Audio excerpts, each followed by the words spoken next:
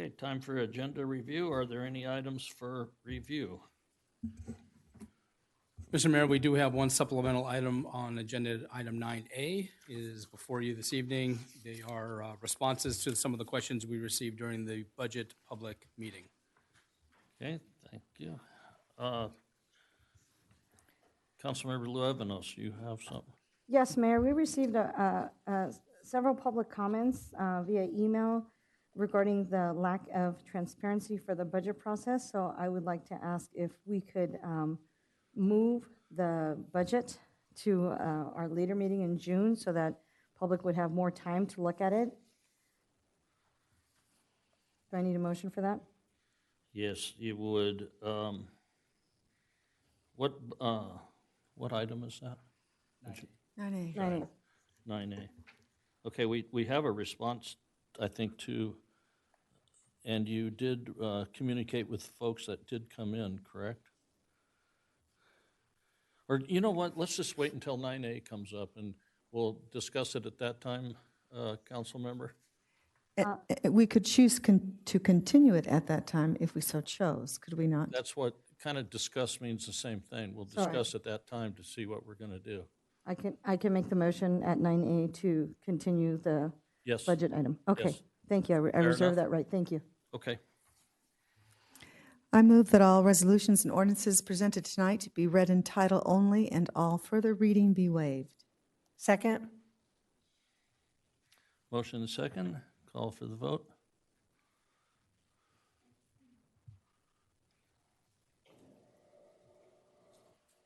The motion passes unanimously.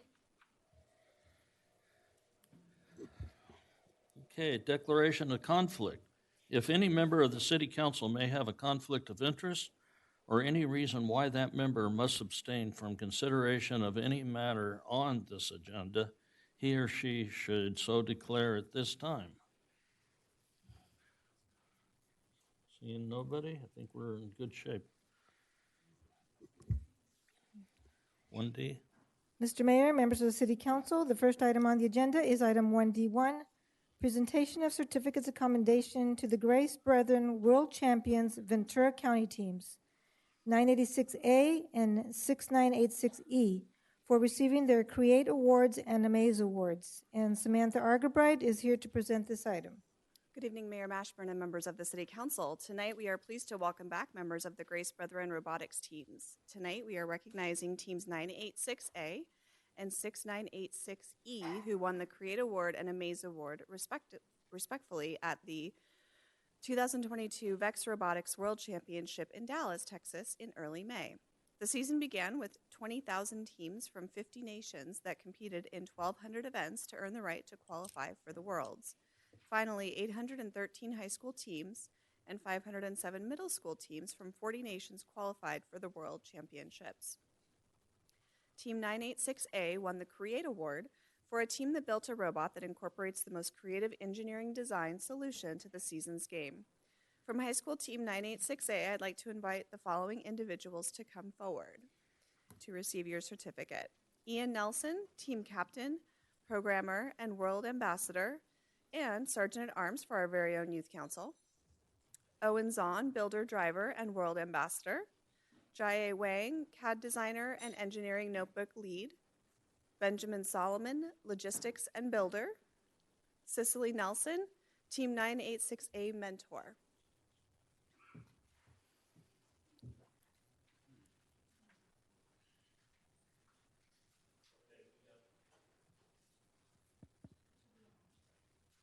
We have, there it is, a few certificates here. I'll ask Ian to make sure I give them to the correct people. And we'll start with you, sir. And then when we finish that, we'll head on to team 6986E.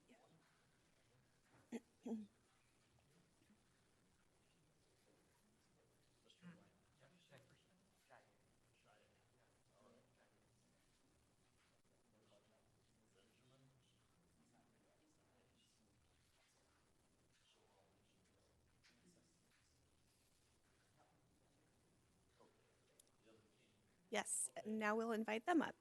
So as you can tell, this guy is moving right along everywhere we go. We see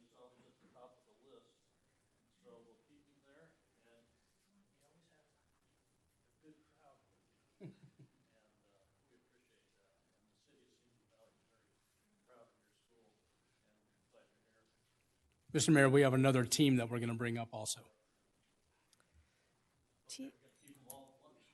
Let's do it. Team 6986E won the Amaze Award for a team who has built the most consistently high-scoring and competitive robot and autonomous programming effective, successful, and consistent with the students' ability to understand and explain how they work together to develop their robot. For middle school team 6986E, I'd like to invite the following individuals to come forward. Landry Learman, programmer, CJ Ward, builder and driver, Joshua Kohler, engineering notebook, and Tan Kohler, team 6986E mentor. Congratulations to both teams.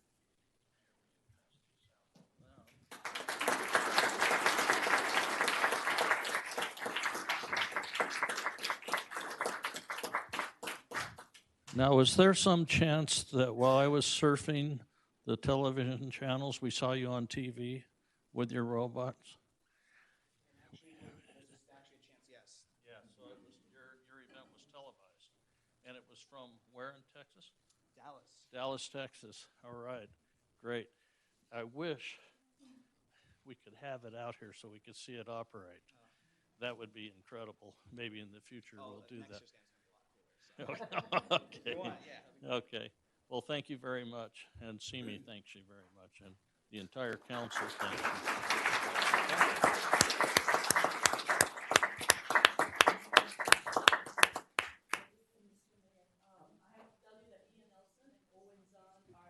World ambassadors for excellence in robotics and leadership. Wow.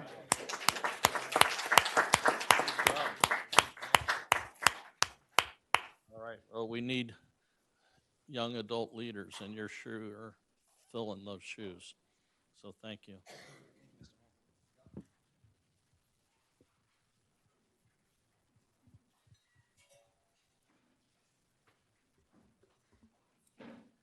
Mr. Mayor, members of the City Council, the next item on the agenda is item 1D2, a presentation of a proclamation declaring the month of June 2022 as LGBTQ Pride Month, and Samantha Argabright will read the proclamation. Good evening, Mayor Mashburn and City Council members. This evening, to accept the proclamation, we have AJ Holmes from Diversity Collective and Cassandra Douglas, who organized Simi Pride last year. If you'd both please come forward as I read the proclamation. Whereas on June 28, 1969, the LGBTQ community took a brave stand for human rights at the Stonewall Inn in New York City, marking a monumental step for LGBTQ equal rights. And whereas each June, cities and towns throughout the United States celebrate LGBTQ Pride Month to acknowledge the bravery it takes for LGBTQ people to come out as their true selves, build community, and promote equal rights for all. And whereas a tremendous amount of progress has been made since Stonewall, members of the LGBTQ community still face discrimination simply for being who they are. And whereas Pride Month offers the community an opportunity to reflect upon the discrimination and violence that LGBTQ people have endured while celebrating and embracing the work of individuals and organizations who continue to fight for equality for all. Now, therefore, the month of June 2022 is hereby proclaimed LGBTQ Pride Month in the city of Simi Valley in recognition of the contributions of the LGBT community and the work that continues for equal rights for all, presented this 13th day of June 2022.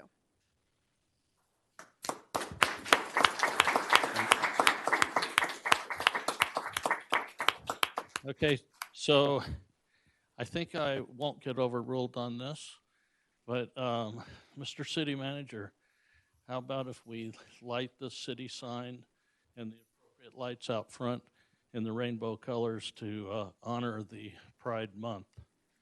We can do that. And I do have a flag that I bought. Very good. I'll bring it up at 9B. Okay, so we'll do that for the month? Yes, sir. Okay. Thank you very much. And AJ has something to say? Thank you, sir. Thank you, Mayor Mashburn, and thank you to the Simi Valley Council members. On behalf of Diversity Collective Ventura County, it is our pleasure to accept this year's 2022 Pride Proclamation from the city of Simi Valley. For many LGBTQ residents, we celebrate Pride 365 days a year.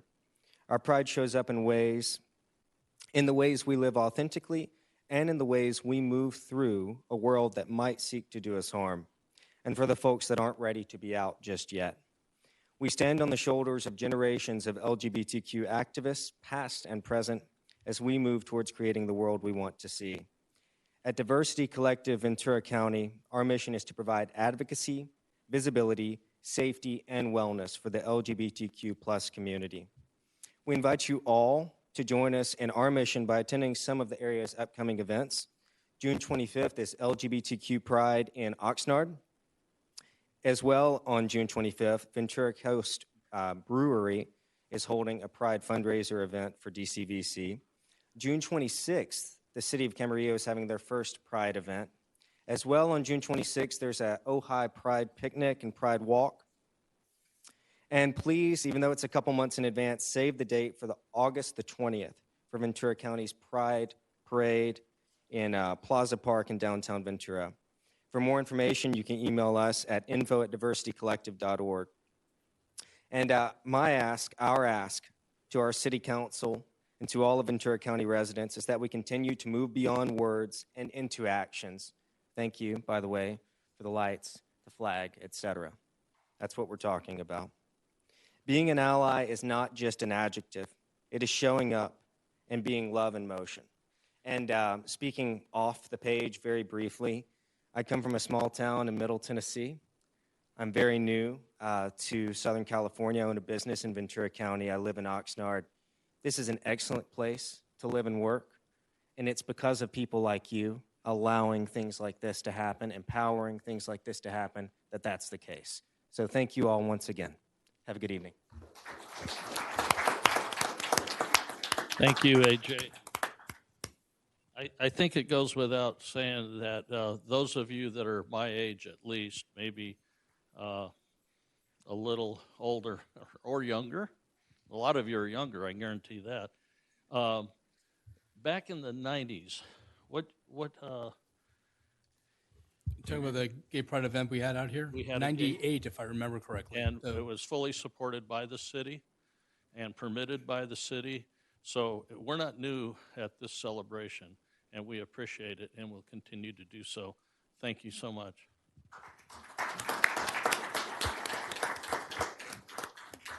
Mr. Mayor, members of the City Council, the next item on the agenda is item 1D3, presentation of an honorary resolution in celebration of Juneteenth. And Heidi DiNardo is here to read the proclamation. Good evening, Mayor Mashburn and members of the City Council. Whereas the day of respect and remembrance called Juneteenth, a combination of the words June and 19th, marks the anniversary of the arrival of Union General Gordon Granger in Galveston, Texas, in 1865, were 2.5 years after the Emancipation Proclamation, the most distant slave states learned of the end of enslavement with the words, "All slaves are free."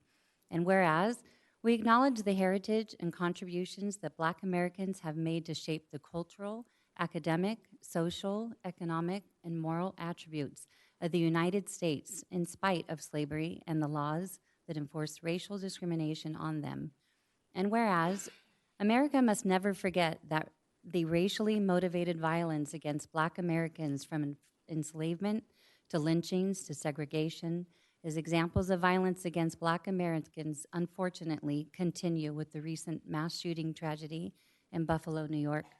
And whereas we must collectively strive to affirm the promise of the Declaration of Independence to all Americans, that all people have the right to life, liberty, and the pursuit of happiness.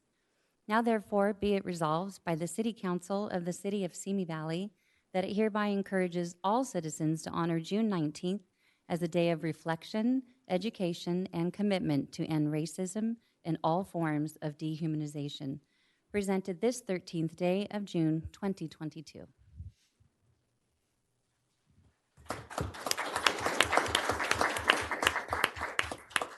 Real quick. Feel like, wow. With today's technology, just think if the folks back on June 10th, never mind. 19th. That if they had had the internet and could have gotten that wonderful news as quickly as we get our news today. So we'll start making up for lost time. and make darn sure that we celebrate with them that major achievement. So, thank you.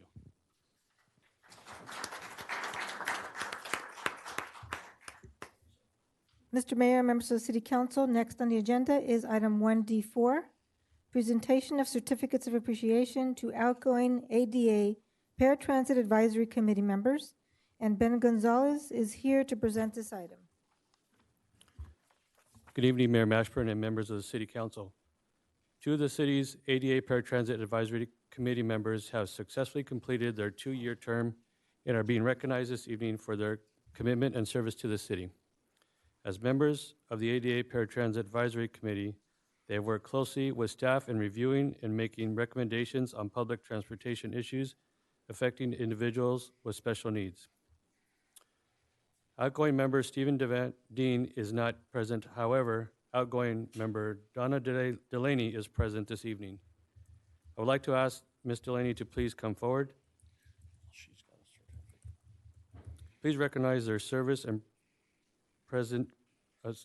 Please recognize their service and present their certification of recognition.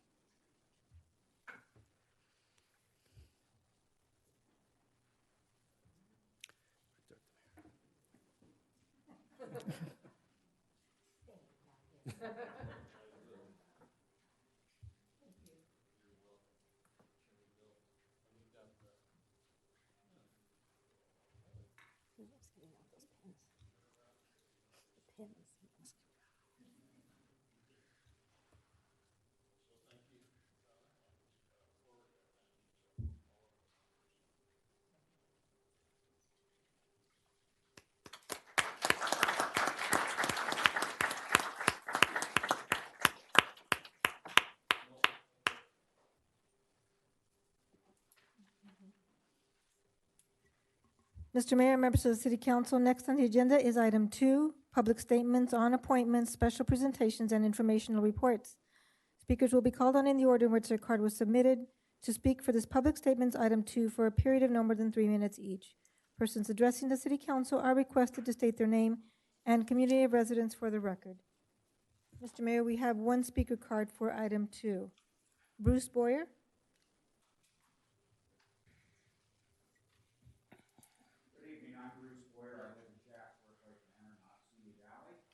Regular speaker here. Wasn't going to speak on the presentations until I saw what they were. There's two I'm going to speak to.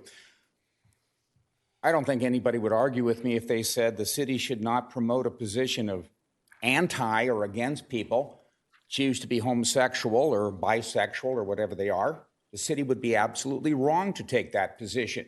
You would be favoring one viewpoint over another. You would be promoting a viewpoint. It's the same when you promote a viewpoint. The city is wrong to promote a viewpoint to lift up people based on a sexual orientation, a behavioral choice. You are discriminating in favor of one self-identified group by their behavior, and you discriminate against the others. You're going to light up lights for one group. You're going to put up flags for somebody's social, political, or religious position. You can't do that. Last year I sent a letter to the city. I put you on notice. It is wrong to discriminate. No matter what your lofty ideals are, it is wrong to discriminate. You don't lift up one group above everybody else. That's wrong. It's called discrimination. I am against discrimination. What people want to do is what they want to do. Really ain't none of my business. But it is our business that the city elevates certain behaviors and groups. That's discrimination. Mr. Boyer, this is the opportunity for you to talk about public statements related to appointments, presentations, and informational reports. That would be under 3A, 3B, and 3C. And that's what I'm speaking to, so I'll reserve those 7 seconds. So that is as to your proclamation. Now, let's talk about Juneteenth. My family's from Texas. We knew about Juneteenth long before most other people did. That's when the slaves were told they were free. What made them free? The guns of the soldiers of the Union Army made them free. Well, they knew about the Emancipation Proclamation before that. It's 2.5, 3 years old. Why were they not free? They were enslaved because they couldn't own guns. So what did the slaveholders do after 1865? They made sure all the former slaves were disarmed so they couldn't vote. They had no rights. The gun control being pushed today is the gun control that was pushed in the 1800s, that free black men and women could not own guns. It was pushed in the 1800s so then free black men and women could not defend themselves to be lynched. Gun control today is about disarming people to enslave them, and my time is done. Thank you. Thank you.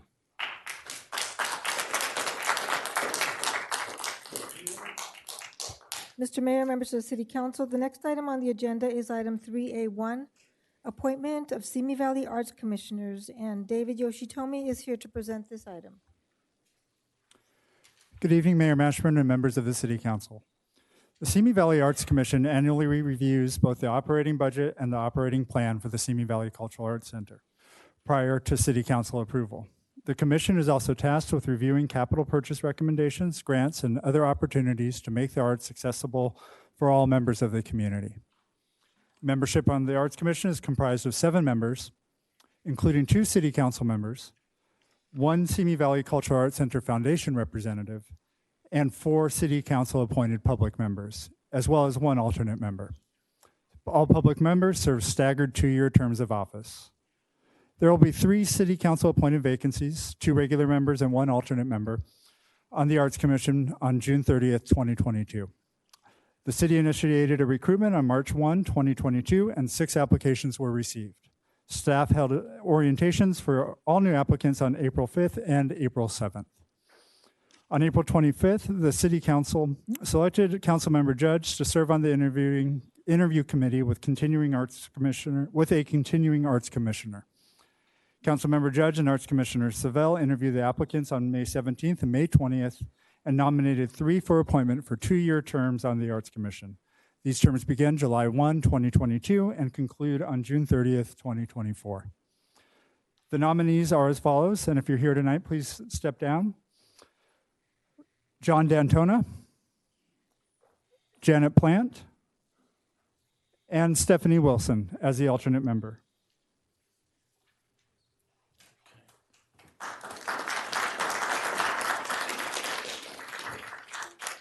It is recommended that the City Council approve and the mayor appoint these nominated applicants to the Simi Valley Arts Commission. This concludes the report, and staff is available to answer any questions at this time.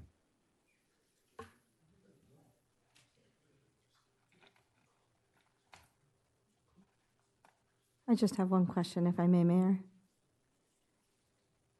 May I ask a question?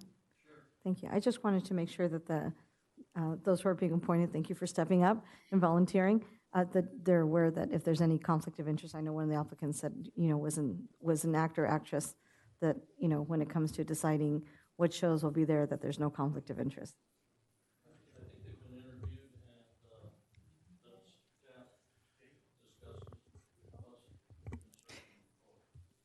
And those decisions are not part of this commission's purview.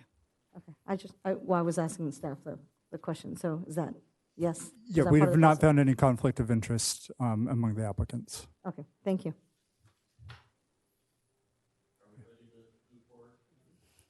So we thank you so much for becoming part of our commission and look forward to your leading. They're coming. Coming.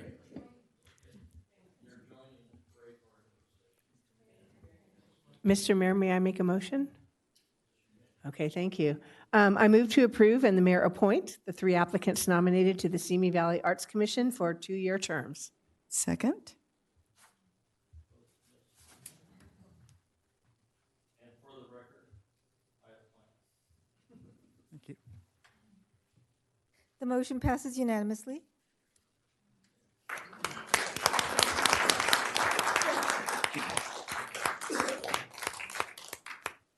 Mr. Mayor, we have one more speaker for item 2 for appointments. Okay.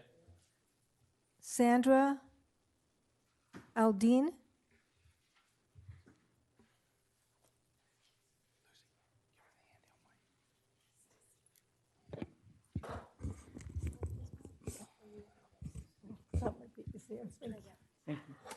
Good evening, City Council members. I just wanted to go ahead and thank you. I had the lovely honor of meeting Councilmember Luevanos this weekend at your Pride event, and I was very, very flattered to be able to speak with her about the way in which the city embraces both people with disabilities and people who identify as something other than what we would consider the norm, right? I appreciate your proclamation for LGBTQ, in particularly our youth. I am formerly appointed by the governor to represent the Central Coast at the State Council on Developmental Disabilities, where I did a lot of work related to our youth. And I currently am the Ventura County representative at the Consumer Advisory Committee at the University Center of Excellence in Developmental Disabilities for Children's Hospital Los Angeles, where we were invited to march in this year's Pride Parade and found several barriers, unfortunately, for people with disabilities. We do know that about 20% of individuals with disabilities identify on the LGBTQ spectrum, and we know that they, because of that intersectionality, have difficulty in accessing both social and other types of services that are highly necessary, in particularly healthcare. And so I really do appreciate the work that you are doing to make sure that they know that this is a positive and embracing community to assist them in their needs. Thank you very much. Your words mean a lot to us. Thank you.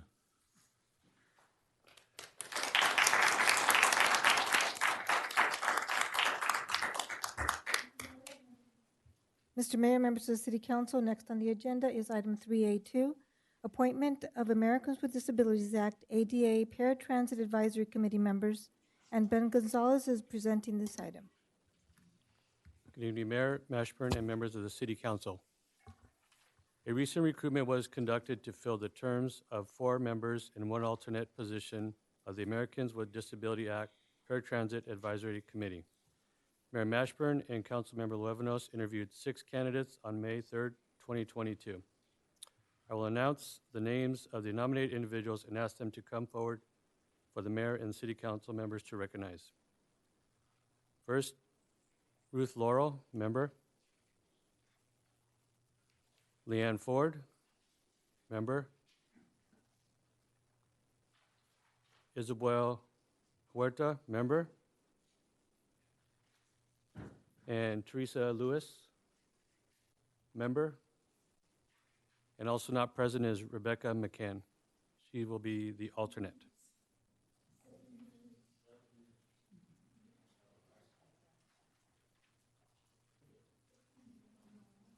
Well, because you're a good servant. How's that? She says, they keep picking me and I don't know why. Well, we know. But the ADA transit is so important to this valley, and I think we're hearing time and time again what a great job the transportation unit does, getting folks around, and continuously working to make it even stronger, better, and good service. Only of you?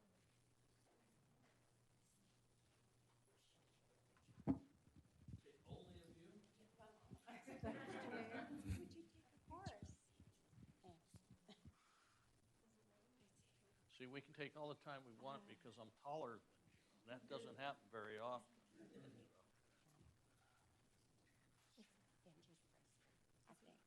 It's not ready. No, it's on apps. I'm sorry. Here, there you go.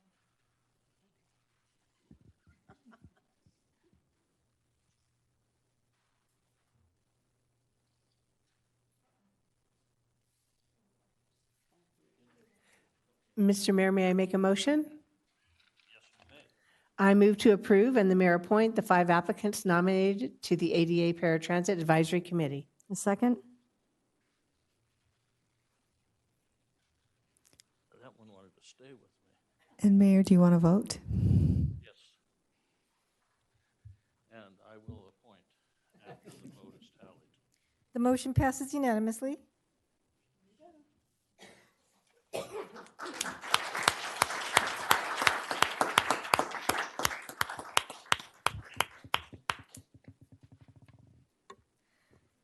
Mr. Mayor, members of the City Council, next on the agenda is item 4, public statements. During this agenda item number 4, the City Council will hear public statements from the first 10 persons who have submitted speaker cards. After the first 10 persons have spoken, subsequent persons who submitted speaker cards will be called on to speak during agenda item number 6, which is a continuation of agenda item number 4. Agenda items number 4 and agenda item number 6 are all times allotted for public statements on all items other than public hearings, appointments, and informational reports. Speakers will be called on in the order in which their card was submitted to speak for this public statements item 4 for a period of no more than 3 minutes each. Persons addressing the City Council are requested to state their name and community of residence for the record. Mr. Mayor, we received 9 speaker cards. I'm sorry? 9 speaker cards. The first speaker is Douglas Bamforth.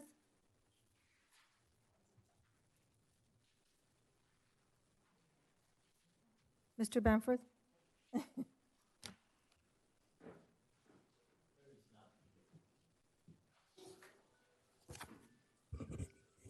Hello?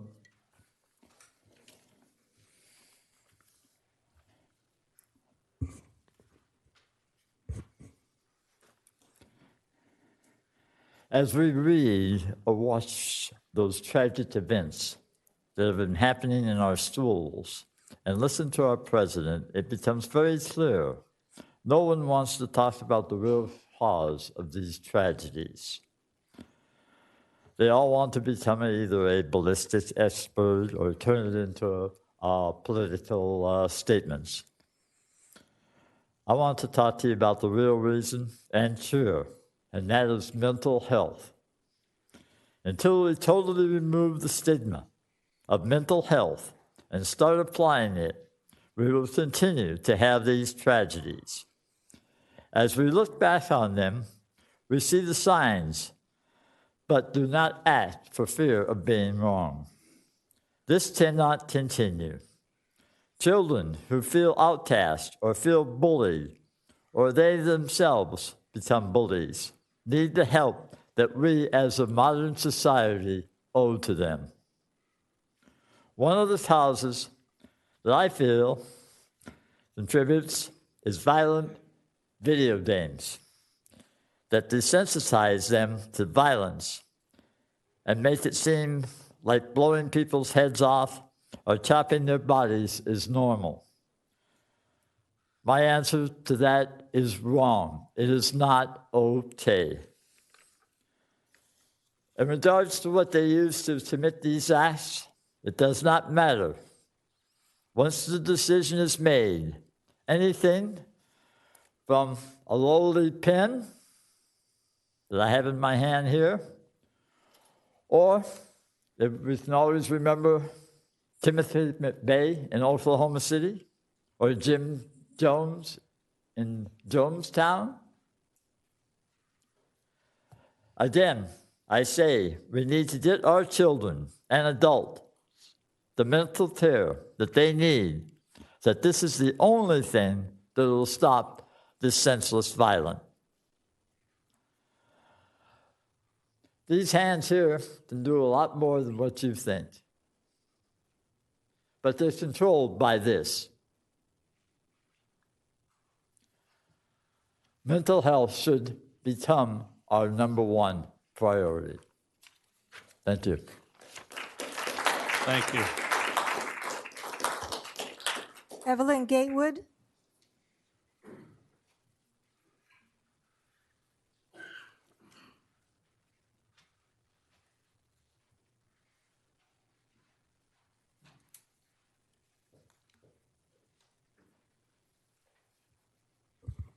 Hi, my name's Evelyn Gaywood. I'm from Simi Valley.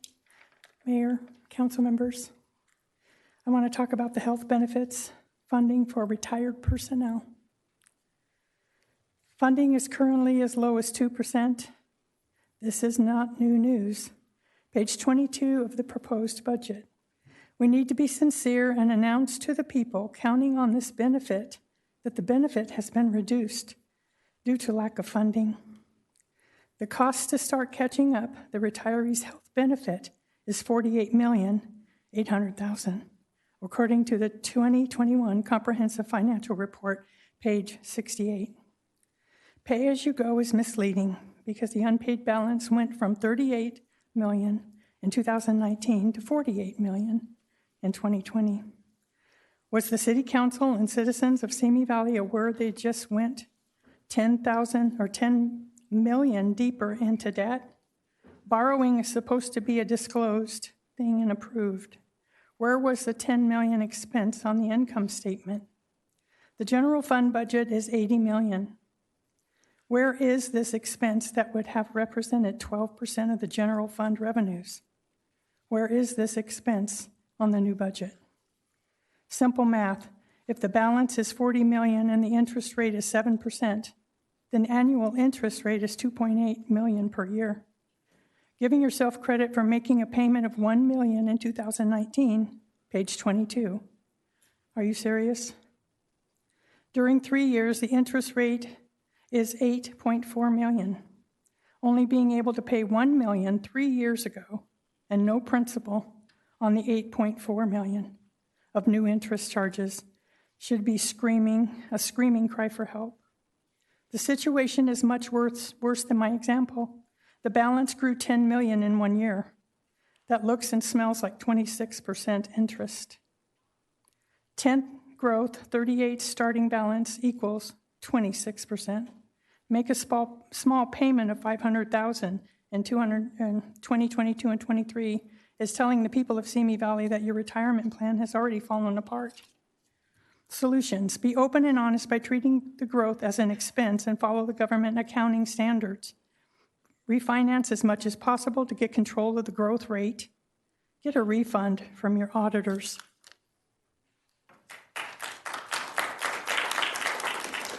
Thank you. Bruce Boyer.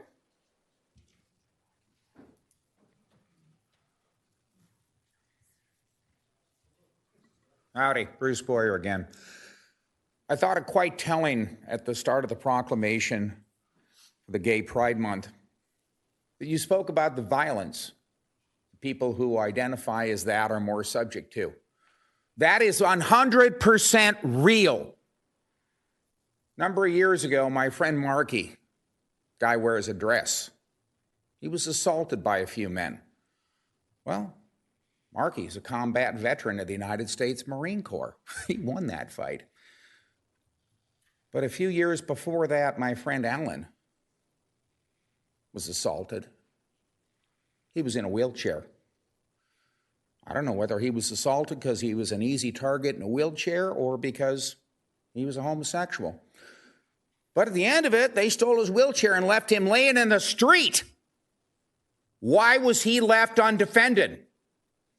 Because the elitists think that we, the people, arguably the people that most need to defend themselves, and that's not me, are denied that right. If there was a fight in this room right now, the three men best prepared to win a fist fight are the only three people in this room carrying guns, to my knowledge. Everybody else is told, you just shut up and be a defenseless victim. Hold up a proclamation. That wasn't going to work for Alan. What, do you think he's going to hold up a proclamation going, hey, it's Gay Pride Month, you can't beat me up and take my wheelchair? Think about what he had to endure when the police showed up and they carried him into the police car. And he had to call for a ride to have somebody come pick him up at 2 o'clock in the morning to carry him. This city council needs to order the chief of police to issue concealed carry permits to every American citizen in here that's not a convicted felon, which is everybody that can go buy a gun, so they can protect themselves. Why do you insist that these people must choose to be victims? Now, we got a couple of city council elections coming up. We got 2 candidates right here. Maybe they're going to fill out a card and come up here and say that they support the right of the people to protect themselves.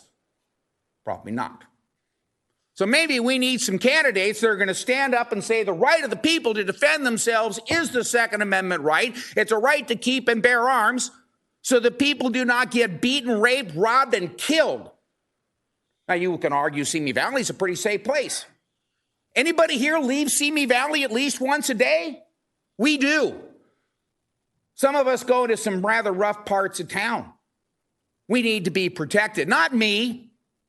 My daughters do. Yeah, they're like 5 feet tall. That's who needs to be protected. When is this city council going to get off your high horse of elitism and let the people have their right to defend themselves? I found something that Ruth and Mike both agree on. Let's keep Americans defenseless. Thank you. Thank you. John Lapper.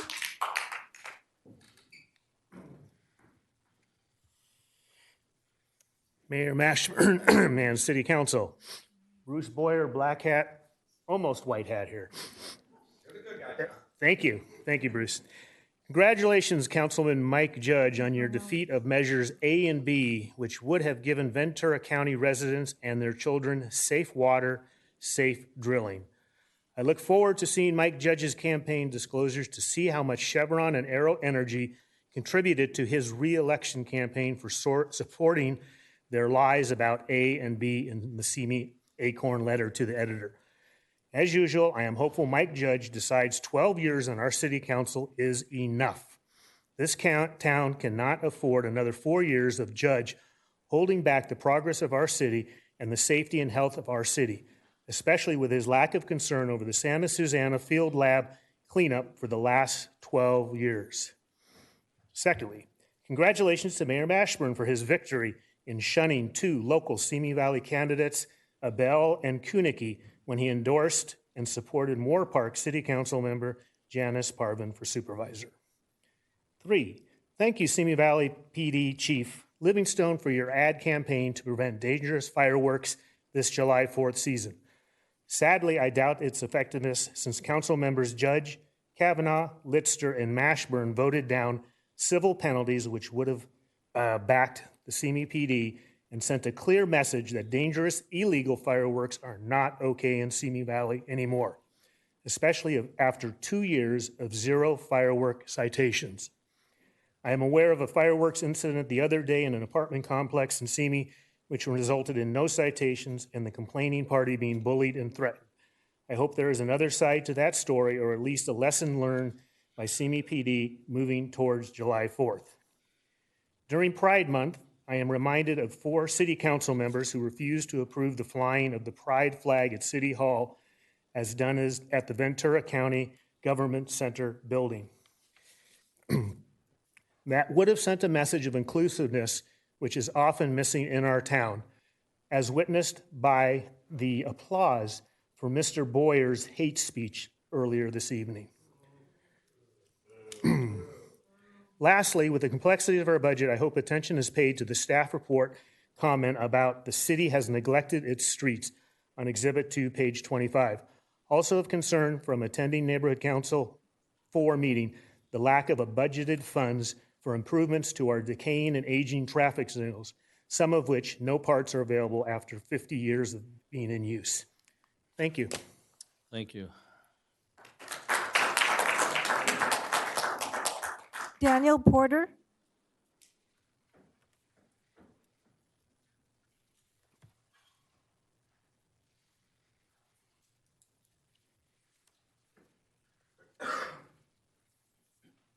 Good evening. Good evening.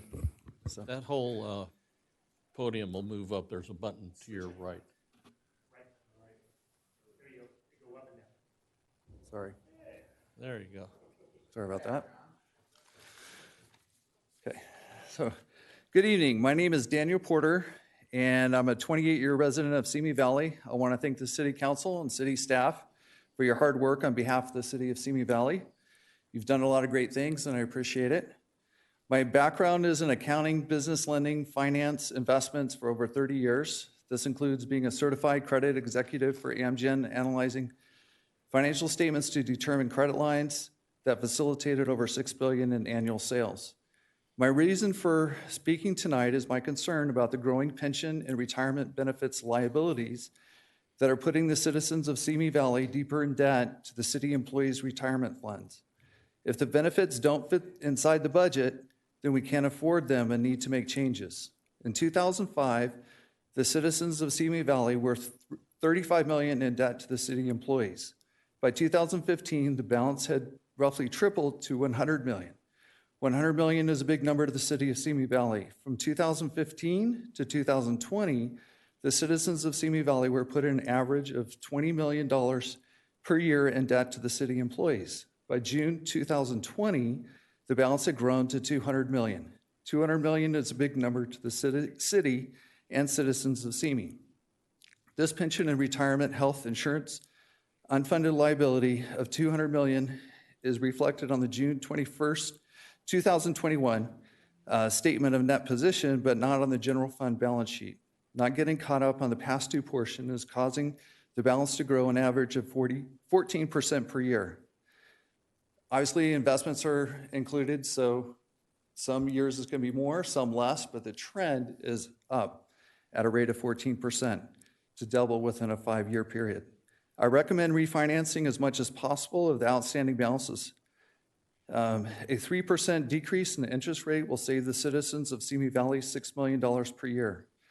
On a going forward basis, the employee pension payout formula needs to be adjusted to a retirement benefit that fits within the budget so that the citizens of Simi Valley are not put in debt to the city employees. I'm concerned about the potential conflict of interest between city employees and the recommended budget. There's a history of funding the pension by putting the citizens deeper in debt.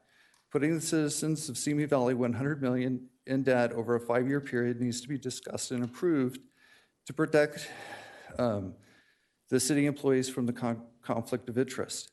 The recommended budget doesn't reflect the rapid growth in the retirement and pension health insurance liability. When the current trend is 14% in the current outstanding debt. Oh, I'm almost done? Okay. My comments are in the report from the budget meeting, and I pray for courage as you deal with this tough issue. Good night. Thank you. John Gatewood. John Gatewood.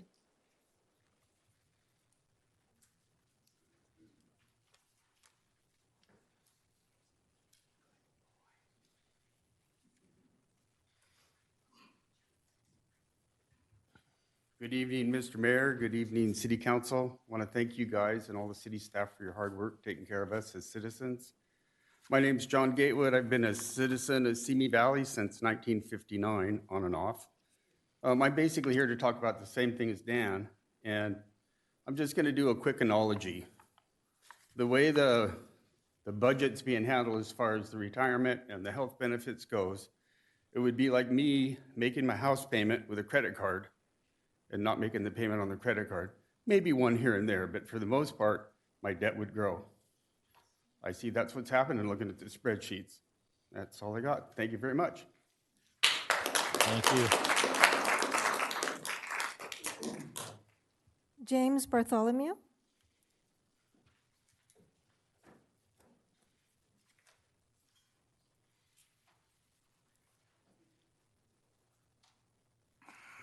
Good evening.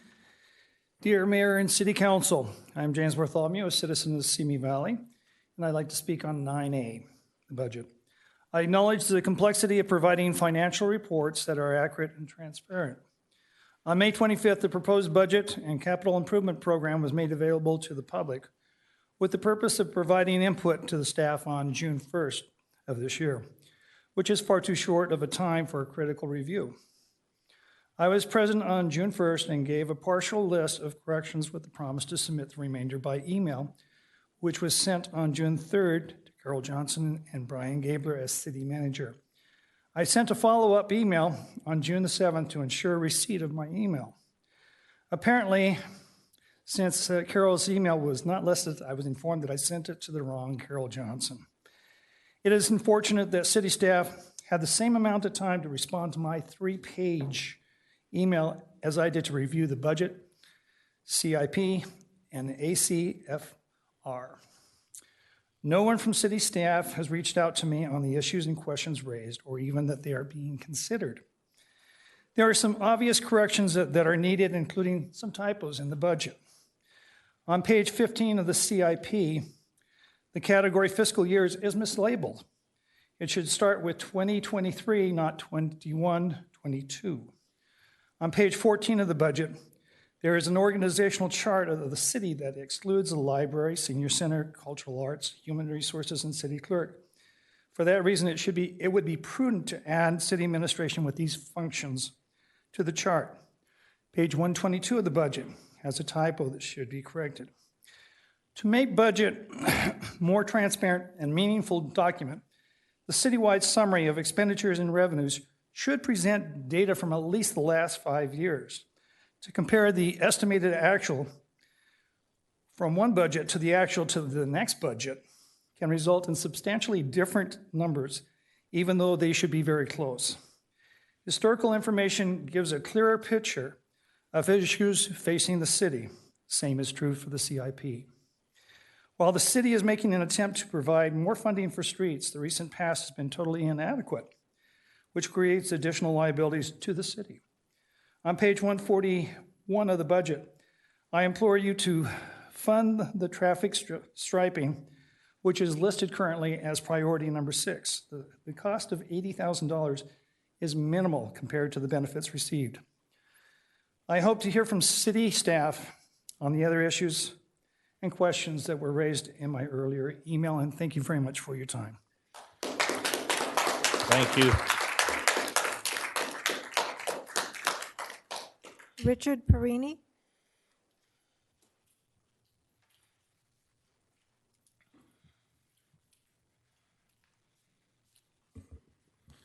Thank you for allowing me to speak tonight.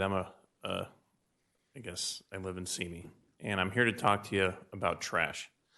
I don't know if you've all had the time or the ability to go up to our local landfill and see the wonderful things they're doing there with I think close to $90 million investment into pumping methane into gas. And as a local Rotarian, the constant significant contributions Waste Management has accomplished with charity events, donating, and helping out the community.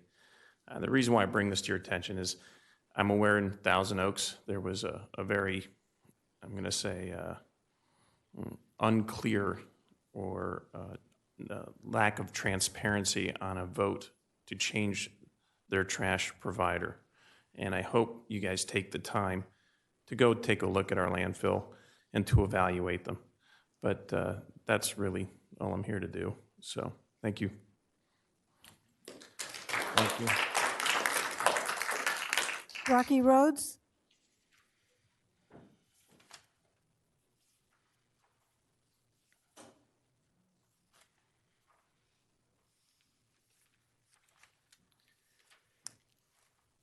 Good evening, Mr. Mayor, council members, city manager, and especially for this topic, staff. My name is Rocky Rhodes. I'm a 12-year resident of Simi Valley, and I live up in Bridle Path. I'm commenting on 9A, the budget, and I have a slightly different, but maybe an enlightening take on my experience with the budgeting process. I've dealt with budgets over the years in my own businesses, and this city's budget is extremely complex and requires dedicated work to both create it and evaluate it. And I want to share my experience on this process, and I submit this as continuing evidence as to why we live in a great city. And I start with staff presentations. There have been several budget presentations before its submittal tonight. They were necessarily brief, but full of rich information, and they were presented in a way easy to grasp for those of us that don't live in the accounting world. Additionally, the data from the presentation was made easily referenced for those of us that cared to dig a little bit deeper. And that brings me to some amazing, caring, brilliant citizens that came to the last public hearing on June 1st. I'd like to do a shout out, and most of them are here tonight: Dan, Tom, Evelyn, John, Stacy, Ivana, James, and I think I forgot a couple, and I apologize for that, for preparing for the meeting with honest concerns and a deep commitment, both to make our city fiscally sound and to do our duty to hold those preparing the budget accountable for adhering to proper accounting practices. The questions were asked politely in a true desire to both know the answer and to help the process.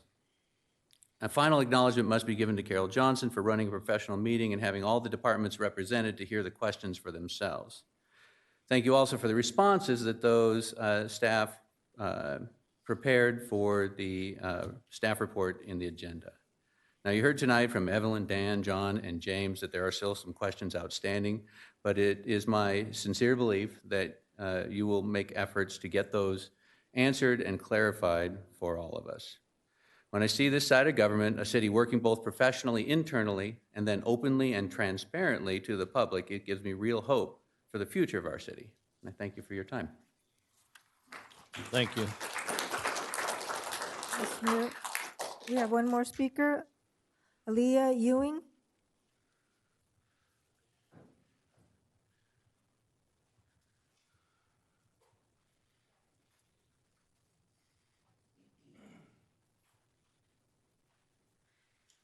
Good evening. My name is Aaliyah Ewing, and I'm a lifelong resident of Simi Valley. I'm speaking today because I feel as though the city budget needs some amending. First and foremost, I don't believe the way the city has released the budget this year or any other year in the recent past has been accessible. I believe this is intentional to discourage members of the public from participating in civic engagement. The budget is not being offered in multiple languages, and the conversation is only offered in person at a time that is not convenient for many, making this difficult for people with disabilities and non-English speakers to participate in civic engagement. I, among many, ask that you would reinstate the Budget Advisory Committee to increase community involvement in what I believe to be the most important document in Simi Valley. By reinstating the Budget Advisory Committee, we are making this document more accessible and easier for community involvement. Finally, I believe that spending the majority of the city's budget on one department shows how little the city cares about the people that reside in it. Simi Valley is over-policed, and we waste too many resources and money on a single department. We need to start prioritizing affordable housing, youth development and programs, food security, public transportation, which is incredibly important for people with disabilities, and environmental protections to protect against climate change, rather than a corrupt and greedy police system. The police receive enough money from local organizations and in grants from the state of California. It does not need $37.6 million from the city. You know who isn't getting enough resources? The literal people of Simi Valley.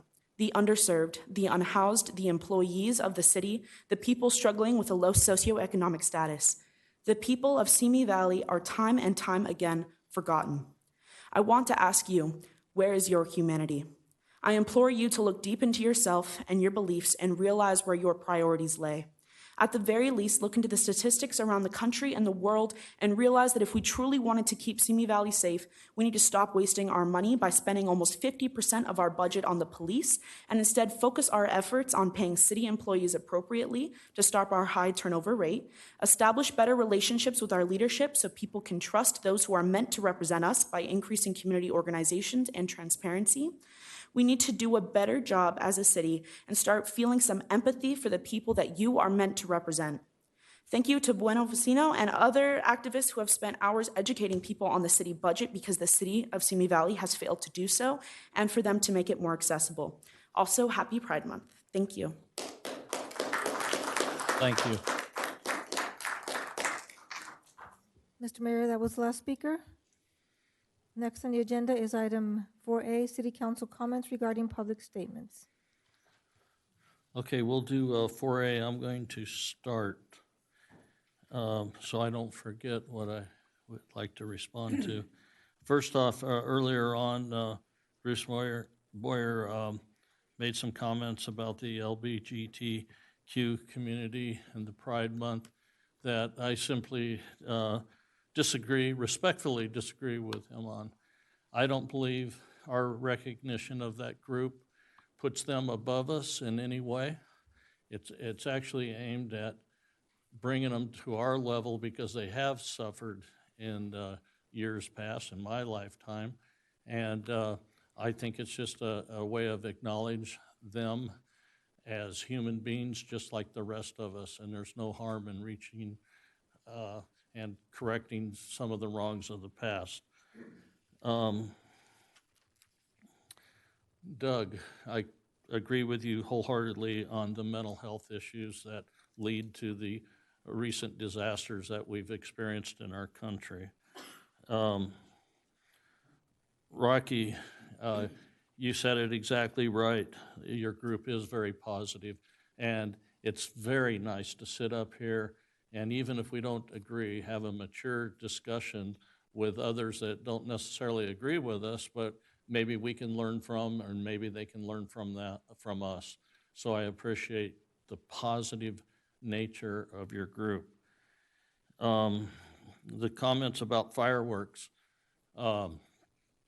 Safe and sane fireworks are one thing, dangerous fireworks are another, and there's plenty to be debated there, but this city is not trying to burn anybody out and cause any chaos through the firework recognition or issue. And then to the flag. I was part of a committee or a voice in this city that said no flag shall fly on our flagpoles other than the city, the state, and the U.S. flag. And so we've made other arrangements to recognize groups. I personally told the Marines they could not put a Marine flag on our flag post out here. And I don't think that's discriminatory in any way. And we do recognize others in different ways. And I'm proud that we're able to do that. Those are my comments. Councilmember Luevanos. Thank you, Mayor. First of all, I want to thank all of you who came out today to be here in person for this meeting. Frankly, I wish that we still offered it via Zoom for all of those working families and those who have transportation issues, and I'll keep fighting for that. Thank you for all those of you that took the time to come to the budget meetings. I have requested, and I will request again when we get to 9A, to postpone review of the budget. It's a 300-page document. I agree with you. You need more time as residents. This is your money. You are the taxpayers here, and you should have more time to review that document. So I will be requesting that postponement at 9A. In regards to the flag, I know that our county and our state capital both have flown the LGBTQ pride flag without any issue or any conflict with other groups requesting the flag to be flown. They are the most marginalized group of people. Keep in mind, 82% of LGBTQ youth have at one point or another considered suicide, many of whom are our students, our children, our colleagues, and our family members. And so I'm proud that we have this Pride Proclamation, proud that we recognize Juneteenth, another marginalized group of people, which is why we acknowledge that Black Lives Matter and the Juneteenth proclamation. And those are my comments. Thank you, Mayor.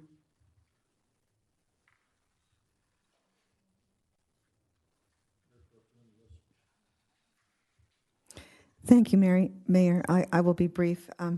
Thank you, Mr. Bamforth, for your perspective. I know of anyone who understands weaponry and harm and all the things that are involved. You are a veteran that understands just how dangerous it can be, but I appreciate your acknowledgement and your awareness of mental health being and should be the number one priority and the cause of so much sadness and tragedy in our country today. And so I appreciate that perspective. Thank you to the 7, if I counted correctly, of you who were actively engaged in our budgeting process and have comments and ideas and thoughts. That is what makes for a good budget discussion. And I look forward to that discussion with 9A, and we'll see where all of that goes. I just also wanted to acknowledge Mr. Richard Perena. I may be saying your last name incorrect. Perini. Thank you. Thank you for speaking to the excellence of our current waste hauler, and I will tell you that I have visited our facility and encourage. I know that if anyone would like to take a tour of the landfill, all are welcome. In fact, even had the opportunity a couple of weeks ago of touring their recycling facility in the Sylmar area, which is very impressive. So, But thank you for lending your voice to tonight's discussion. And those are my comments. Thank you. Dee Kavanaugh. Thank you, Mr. Mayor. Mr. Bamford, as always, thank you for saying what you think and reaching out about mental health. It is, I believe, one of our greatest problems we have here in our country. And working more to stabilize that. I know we've been talking to behavioral health in the county to try and get more services to the East County, but it's not just Ventura County, it's everywhere. So we as a nation need to do something about our mental health situation. So hopefully by all of us speaking out, we'll get there. Mr. Boyer, gun control, our city does not issue individual CCWs because the county of Ventura County does, the sheriff does. So we don't need to offer that here. They have the staffing and the money to do it. So there's no reason for us to duplicate the effort. Mr. Lapper, I do agree on the fireworks. Hopefully some of the advertising we're doing will get up there. There are some penalties involved. So the reason we voted no the last time was because there were already penalties in place. So we didn't add to them. And all of you that spoke on the budget, I really listened to everybody. I recognized somebody from way back when. And it's nice to hear and see everyone get involved in this. Mr. Perini talking to us about waste management. Yes, what Mayor Pro Tem said, it's a great place. If you go out and visit the landfill, it's very interesting, and they will explain things to you, show you what they do. And our current hauler does do a very good job for us here in the country, or in our county. And Ms. Ewing, thank you for being here and reaching out and expressing your thoughts with us tonight. I thought you were in college away, but it was nice to see you here. So welcome back. Is that it? Were you back here and see me? I wasn't sure. But thank you for coming out and voicing some of your concerns. We appreciate that. That's it for me, Mr. Mayor. Thank you. Councilmember Judge. I just want to say thank you for everybody coming out and speaking, especially on the budget. I know it's a very important item on our agenda tonight. I did want to comment on a couple of things. The mayor spoke very eloquently, so he basically covered everything I wanted to talk about, and so did Councilmember Kavanaugh. When it comes to getting a CCW in this county, it is not hard. If you're not a felon, you call the sheriff's department. They do most of it online, and so there's no reason for our department to take manpower away from the streets and issue CCWs. That's why we don't do it. Other than that, again, thank you all for being involved.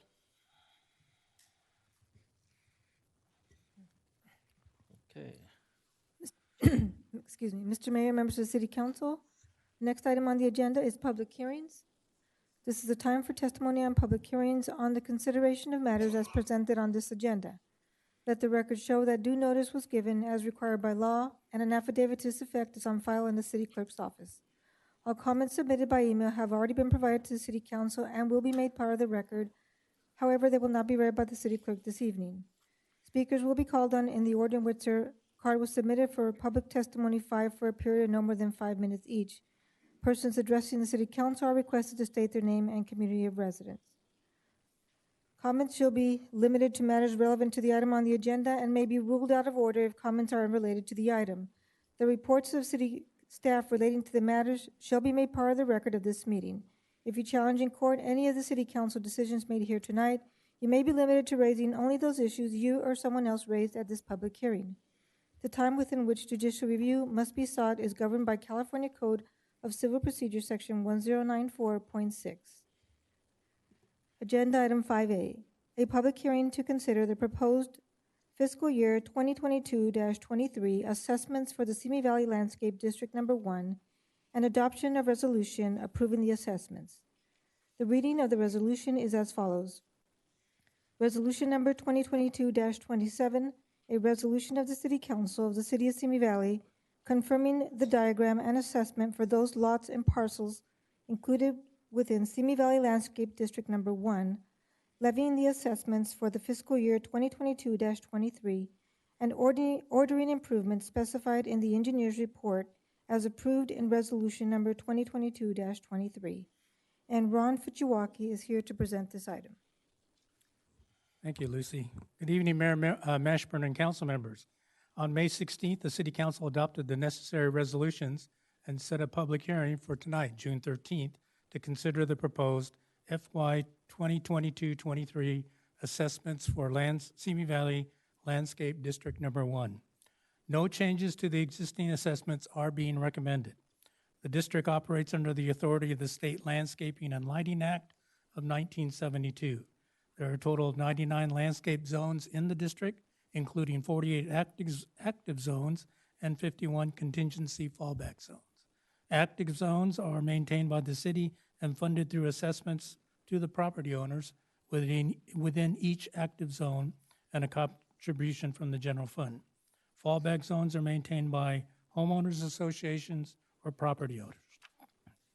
For FY 2022 and 23, the cost to maintain the assessment zone areas is approximately $995,975, which would be funded by approximately $790,000 from assessments and $200,000 from the Landscape Augmentation Fund, which is funded by the general fund. To reduce costs, staff continues to take steps to explore a variety of opportunities.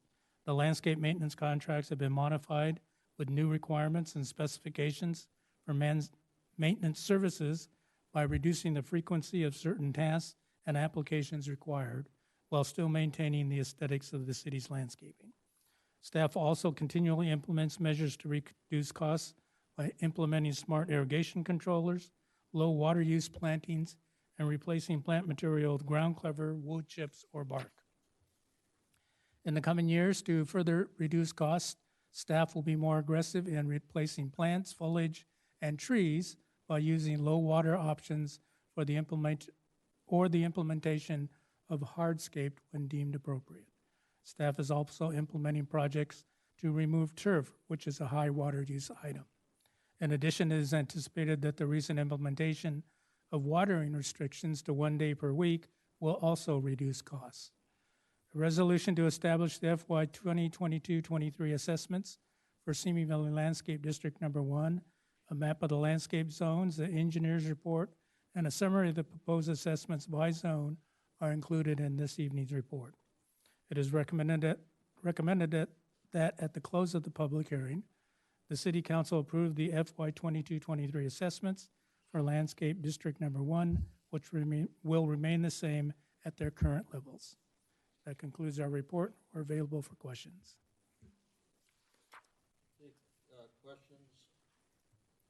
Questions of staff. We'll start with Councilmember Luevanos.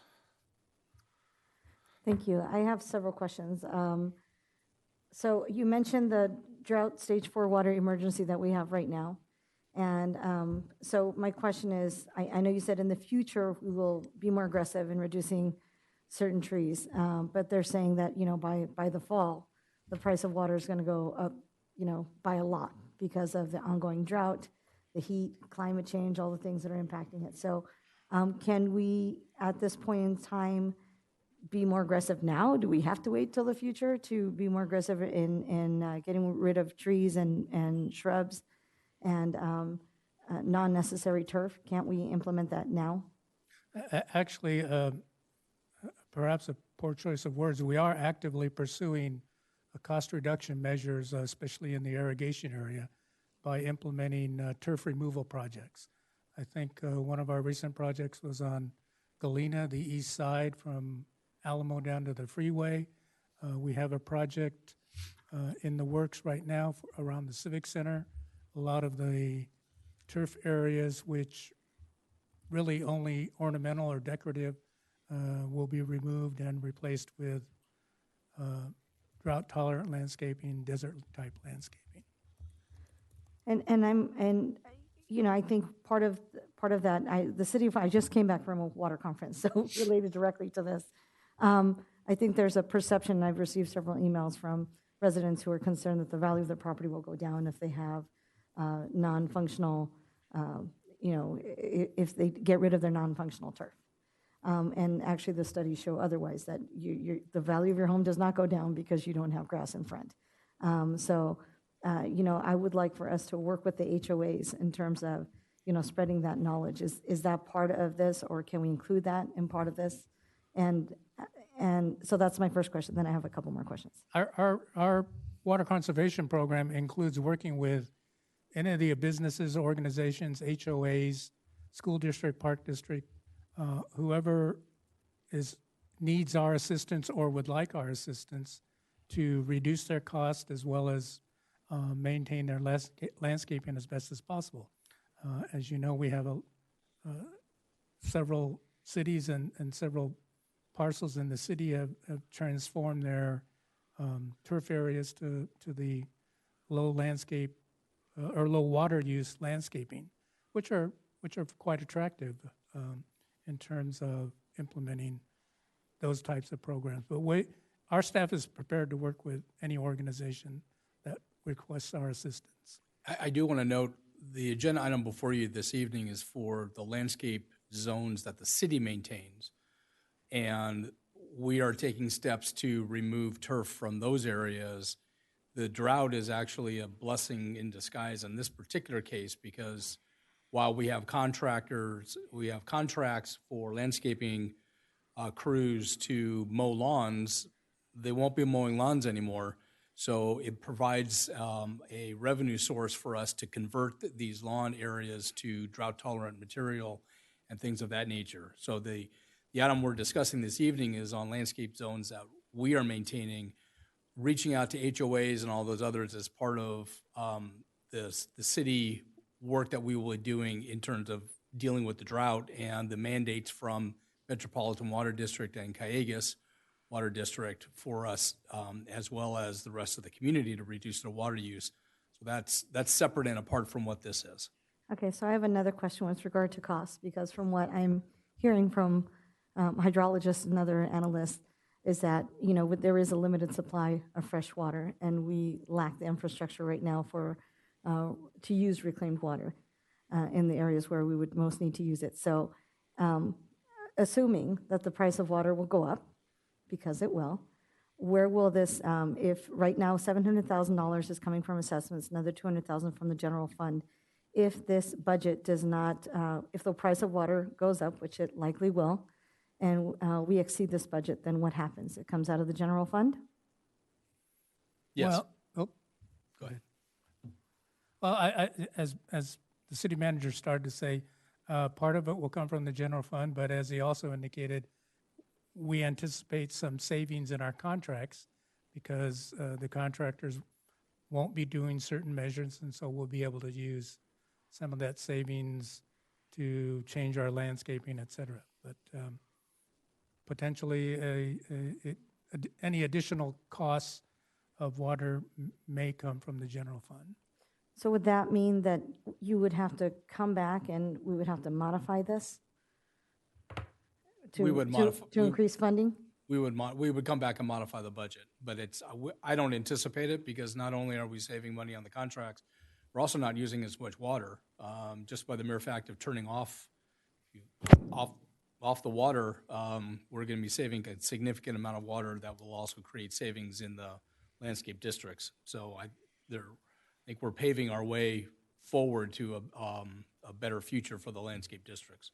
And if you mean that physically paving the way, are we using permeable where we are replacing with we're replacing non-functional turf with drought tolerant?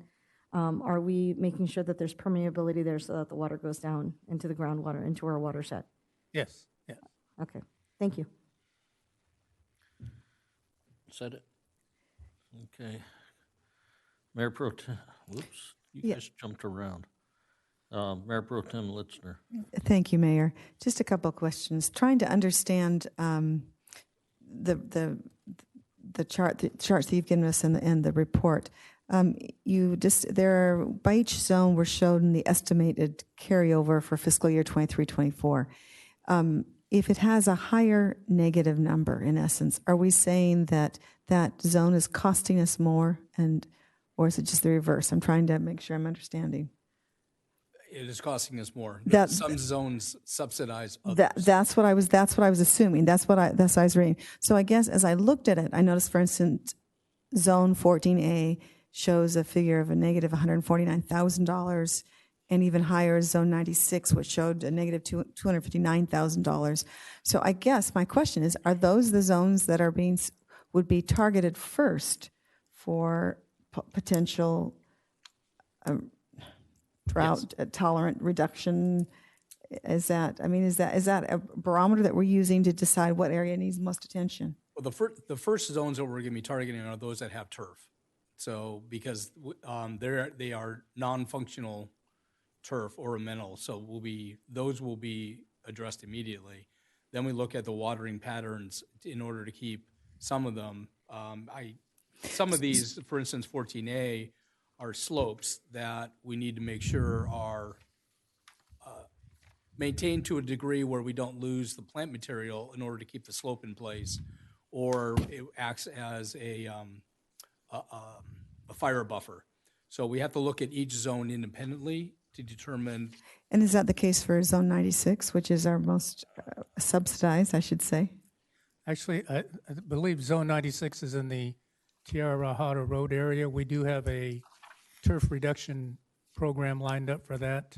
Okay. Quite a bit. I can't remember the square footage, but quite a bit out there. That's second or third priority area for us to address because of all the turf. Okay. Thank you. And one other quick question, just so that I'm understanding the terminology. Page 35, you use, is a lovely chart, you use the term fallback. What is meant by that term, fallback? I'm not sure where the fallback term came from, but basically what that is are those zone areas that are maintained by their own HOAs, commercial HOAs, commercial property I owners. assumed that was the case because it didn't look like, but okay. So fallback, okay. Well, new terminology to be used in our lexicon. But We use it once a year during this public hearing. so that's just to make sure we're reading the report. Okay, thank you, Ron. Appreciate it. Councilmember Kavanaugh. I just had really a couple of quick comments.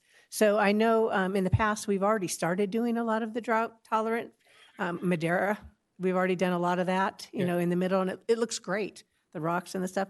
And I wanted to compliment, I think it was Claudia Pedroso that did the design on Galena. Was it Claudia? I thought it was our own Susan Henderson. Oh, Or I'm sorry. Susan Hernandez. Okay, for some reason, I thought it was Claudia. It was beautiful. I mean, I think it looks great. Yeah. I had one person say, no, it's a little too deserty. And I'm like, well, we are in the desert, to be very honest. And it'll grow in it. Some of it will grow Right, in. and it was ornamental. And I'm in the progress this July. I'm switching out my whole front yard from turf to either fake grass and or drought tolerant, you know, that type of a thing. And it's hard to get a landscaper these days because they're really busy. They're replacing everybody's grass. I think there's a rebate for like $3 a square foot, something like that. Yes, that's correct. To replace turf. So now's the time to look at it. Is the city eligible for that rebate? Yes, that's how we're funding many of our turf removal projects. Because I see outside here, we're doing a great job on getting rid of our turf. It's as brown as the chairs these days. It's got a golden tone right now. Yeah, there you go. I like that. It's got a golden tone. But no, I'm really, it's good to see all the progress that we're making on that. I know in the past, I've really asked a lot of questions in regard to all the zones. We first started here, I'm like, why are we paying all this money for them? We should be getting the money from the assessments and from the different areas. So I think the city, you guys have done a great job in balancing it on what needs to be done with what we can do. So just thank you for all that, you and your staff. Thank you. Okay. Councilmember Judge. Thank you. I just wanted to say thank you also for Galena. It looks great, and tell your staff they did a great job. I think it looks outstanding. Yeah, thank you. Okay. Any other questions? Public. Mr. Mayor, we don't have any speaker cards for this item. Anybody in the room want to speak on this item? Okay. Thank you. Do you want to respond to any of your comments, Ron?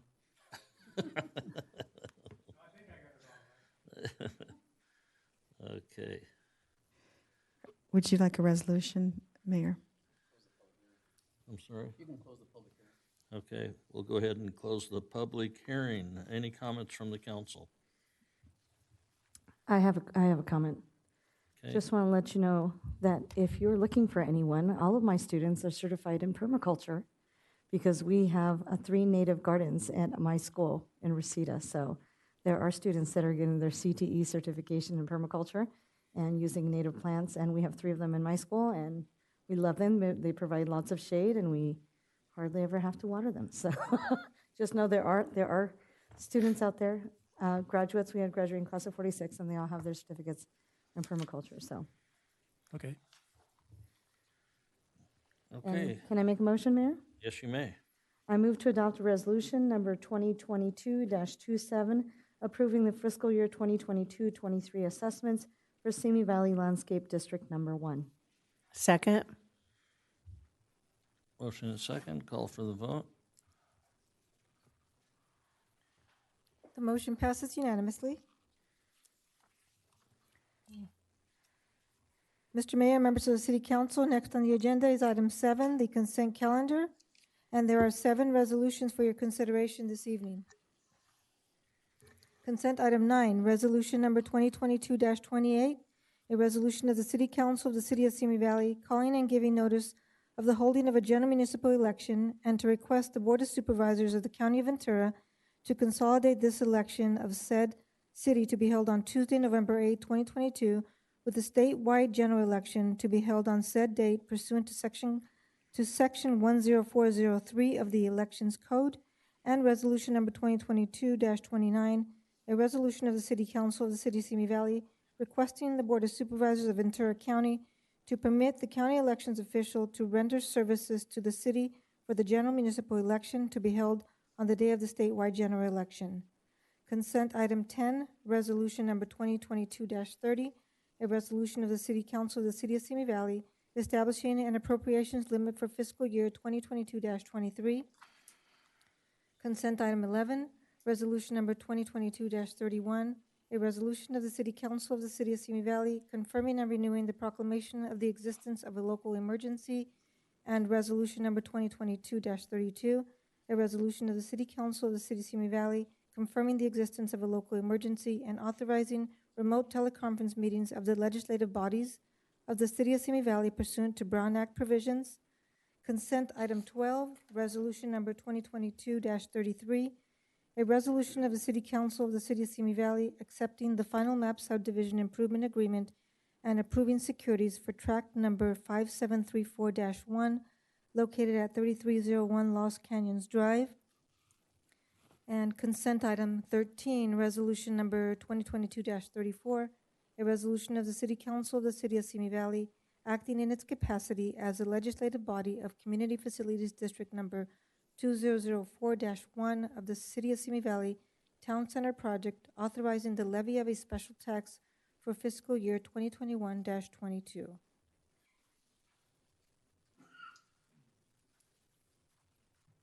Okay, any items wanted to be pulled?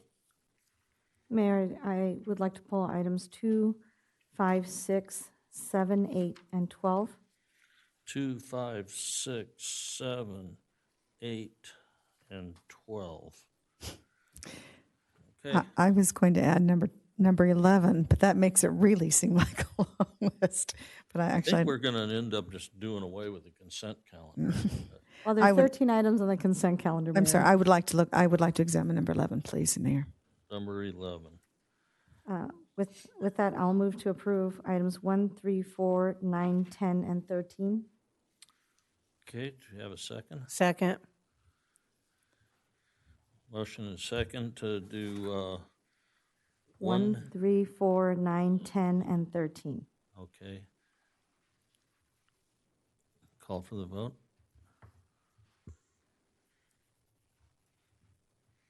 The motion passes unanimously. Okay. Consent 2. Your questions on consent 2.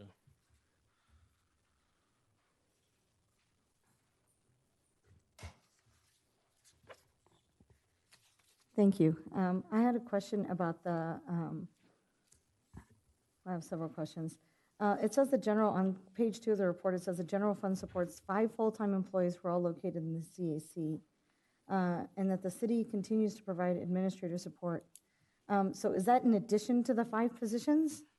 No, those are the 5 positions. Those are the 5 positions. Correct. And have we always had 5 positions? Yes. Well, I can't say forever, but it's been like that for a number of years. Okay, because I noticed in the general budget, there is a request to change the title of one of the positions. Correct. We're changing the title of one of the positions, one of the existing positions. Okay, and the purpose for that is? We were having recruitment difficulties. Okay. On page 3, it asks for, there's $40,000 that's budgeted for capital replacement costs related to programming operations. Can you explain what that means? Yes, those are typically going to be basically equipment for production of the at the Cultural Arts Center. So that might be speakers, microphones, lighting, those type of system, which comes out of the Cultural Arts Center operating budget. Okay, because programming, capital replacement costs, it sounds like that. Like I'm like, okay, speakers, microphones, stuff like that.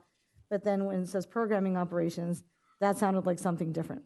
No, so it's equipment specifically to continue the programs at the center. So it would be production equipment so that the programs can continue. Okay, and then I see that there's one of the goals of the operating plan is to establish the Inclusivity, Diversity, Equity, and Accessibility Advisory Panel. I was curious to know who was going to be on that cast. Is there actually going to be diversity there? We had a lot of diverse residents that came out tonight. So I'd like to know who's going to be on that. At this point, the criteria for that committee has not been established. It is one of the goals that we're working towards down at the center, but we don't have specific parameters as what the qualifications are to serve on that committee. And will they be able to communicate with all the entities that deal with the Cultural Arts Center, including the commission and the... Again, I'm not certain of the structure as far as if it'll be a subcommittee of the Arts Commission or if it would be just an advisory committee to city staff. So there's I think a lot of moving parts to it. It's in development, and we're happy to provide information as it develops to the Arts Commission and then to council, of course. Okay, and it says here on page 4 that the CAC's financial operating structure combined with its marketing and programming efforts, have kept the CAC self-reliant. But is that actually true? Do they not get money from the general budget? And they're requesting not to reimburse the city. So how can they be self-reliant? That particular sentence is referring to the operating budget sustaining the programming of the center. So yes, this city does provide those staff positions that were referred to earlier, but the center's own operating budget is self-sustaining. Does that include the employees, the cost of the employees? No, it does not. Previously, it has there was the 1.5 FTE reimbursement that the center provided back to the city, and then the 3.5 was funded by the city's general fund. Okay, so now all 5 positions will be funded by the general fund then? With the current financial operating agreement that was approved by council, I believe at the May 9th meeting, yes. Okay, so that's not, most people in the general public would not define that as self-reliant. If the Cultural Arts Center has to rely on the city to pay for all 5 positions, then that's not self-reliant. I think here it is, again, in reference to the operating fund for the center, that the programming of the center is self-reliant and generates, is designed to, at the very least, break even, if not turn a profit. And so the operating structure of the Cultural Arts Center is self-sustaining in the fact that it sustains its own operating budget with no risk or very little risk to the city. But it does not include the 5 employees needed to run the Cultural Arts Center? No, it does not. Okay.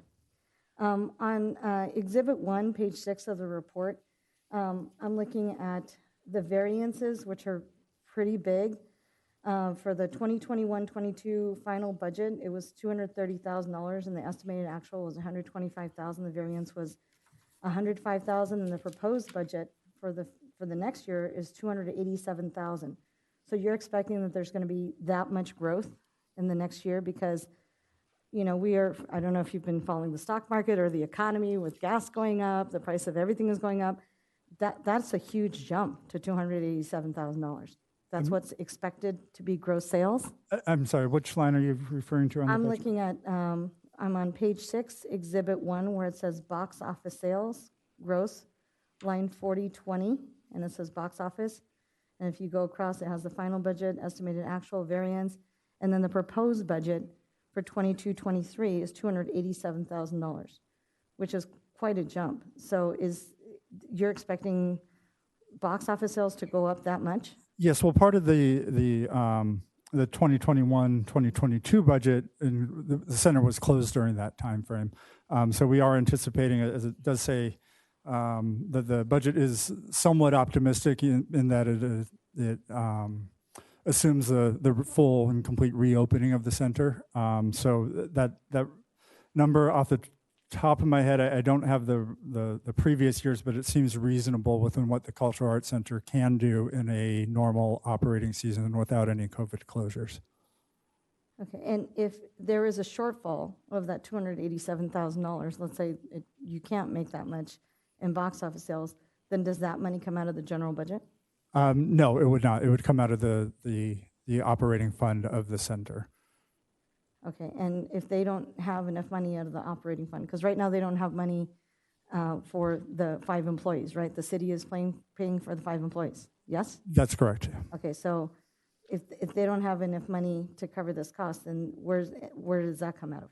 Well, as far as the budget goes, it is budgeted for a estimated operating surplus of $124,000. So if the Cultural Arts Center did fall short, some of it would be absorbed by that budgeted surplus, and then additional funds, if it were to fall short, that's where the quarterly reports to the Arts Commission would come in, and we would be able to evaluate and provide recommendations for changes to the budget if that's the trajectory we are headed on.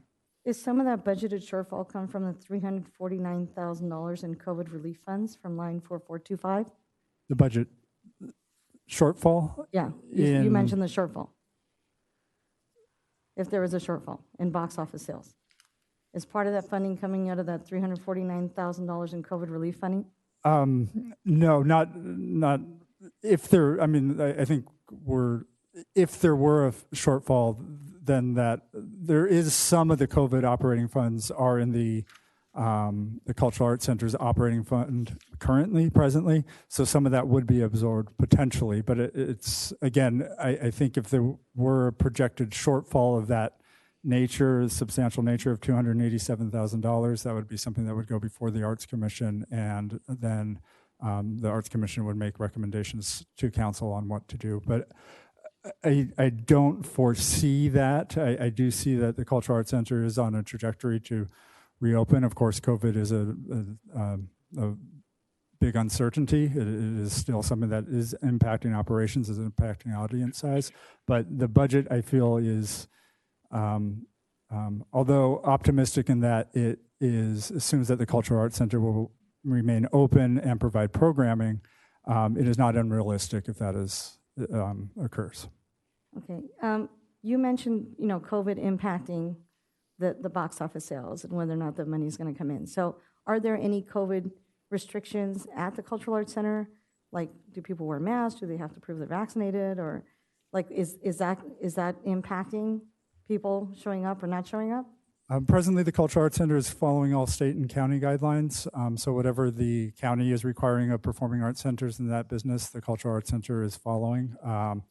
And so I think in general, some audience members may be hesitant to return. It's hard to say. That really is something on an individual basis and somebody's own personal preference.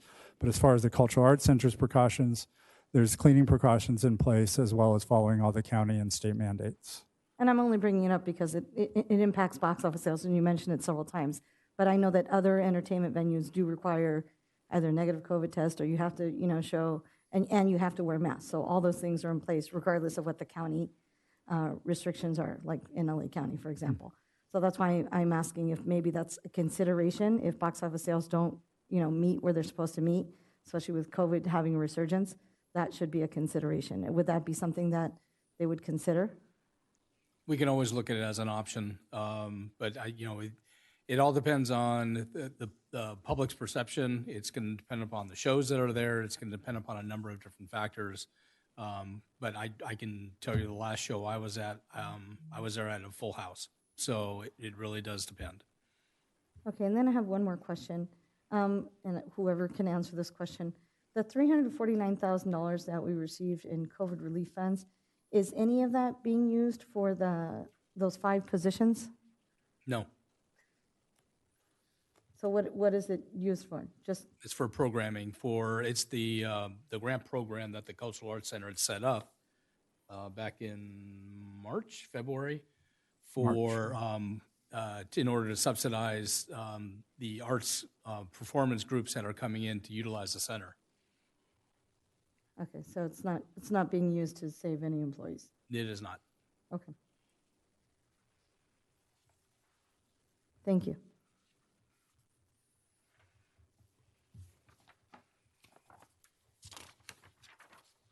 Anybody else have questions on number 2? How do you want to do this? Do you want to go, One at a time, you mean? yeah, you want to just move for approval? Yeah, let's just go All right. ahead and do Move that. for approval of item 2. Second. Motion and second. Call for the vote.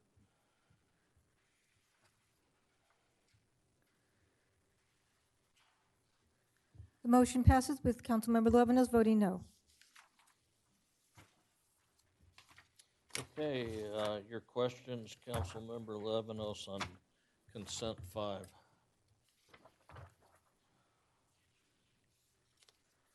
I just had a quick question.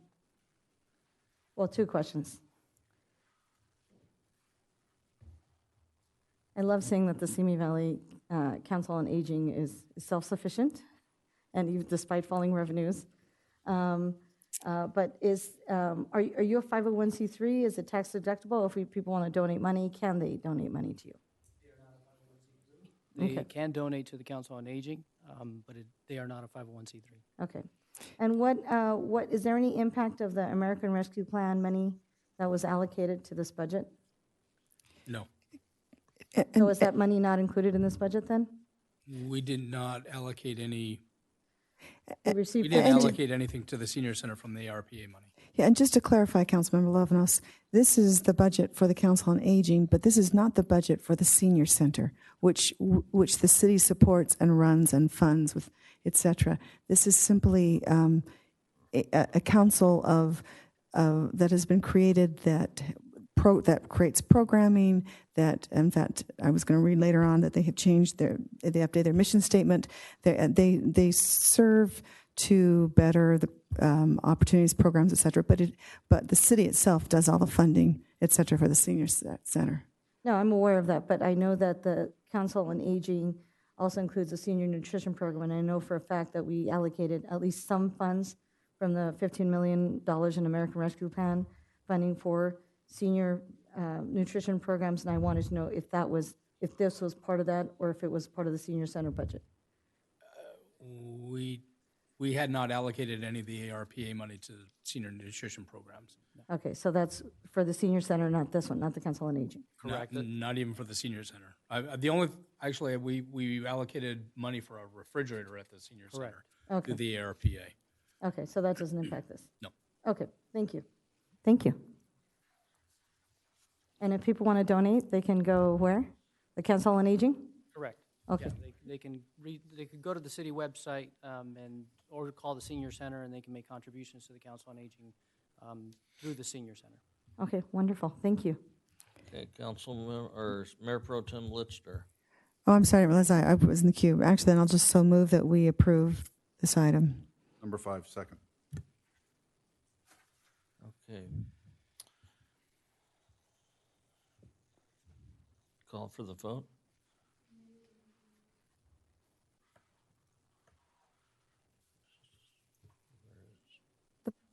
The motion passes unanimously. Okay, number 6, Councilmember Luébanos.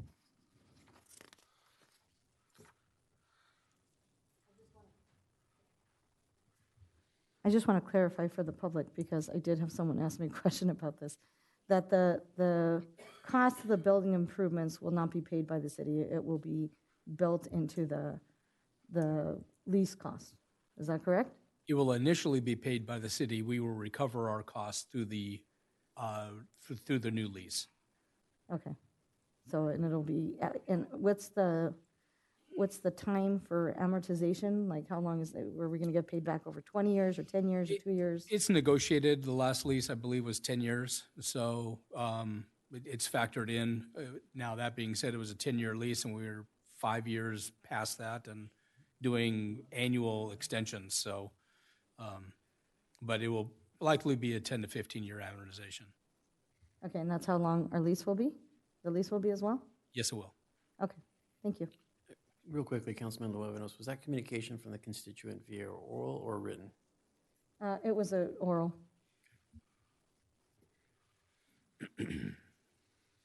Move consent item 6. Second. Call for the vote.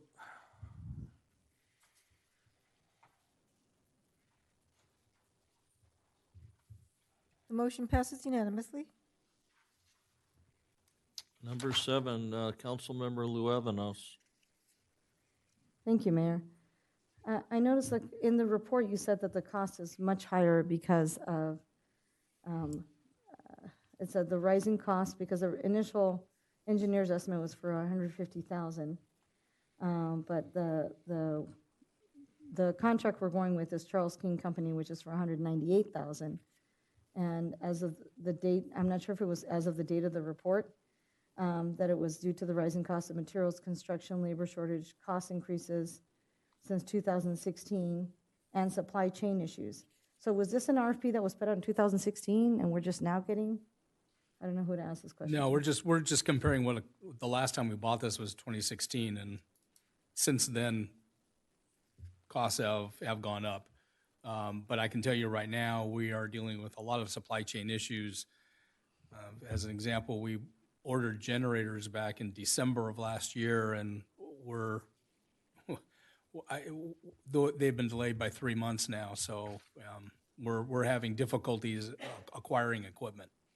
Okay. So And does that make the cost increase then if it takes longer? it does increase the cost Okay. because it's a shipping cost also, and as well as the materials needed to build the equipment. Okay, so the sooner we fund this, then but this will be a fixed cost, the $198,000. That's correct. Okay, thank you. I move approval of this consent item. Second. Okay, number 7, motion and second. Call for the vote.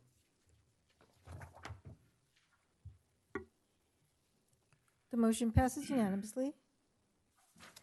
Number 8, Councilmember Luevanos. Yes, I'm curious as to the original contract amount for this was for this sales and use tax auditing services was for $120,000.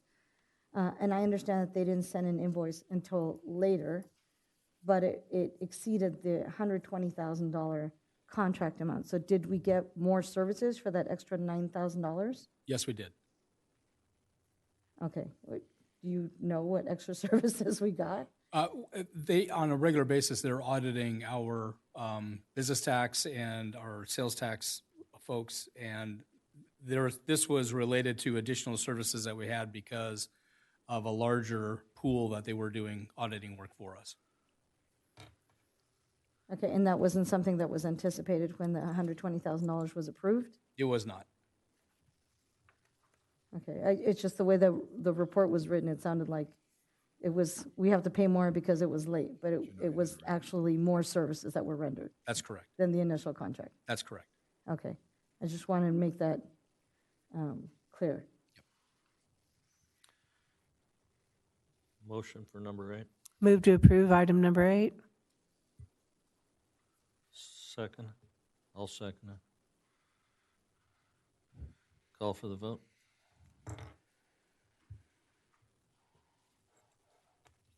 The motion passes unanimously. Item number 12, Councilmember Luevanos. 11. Yeah, Oh, I didn't put it in order, I'm sorry. Whatever order you want, Mayor. Okay, we'll go with 11 since I stand so correct. And for those here, At 11 after 12. that's okay.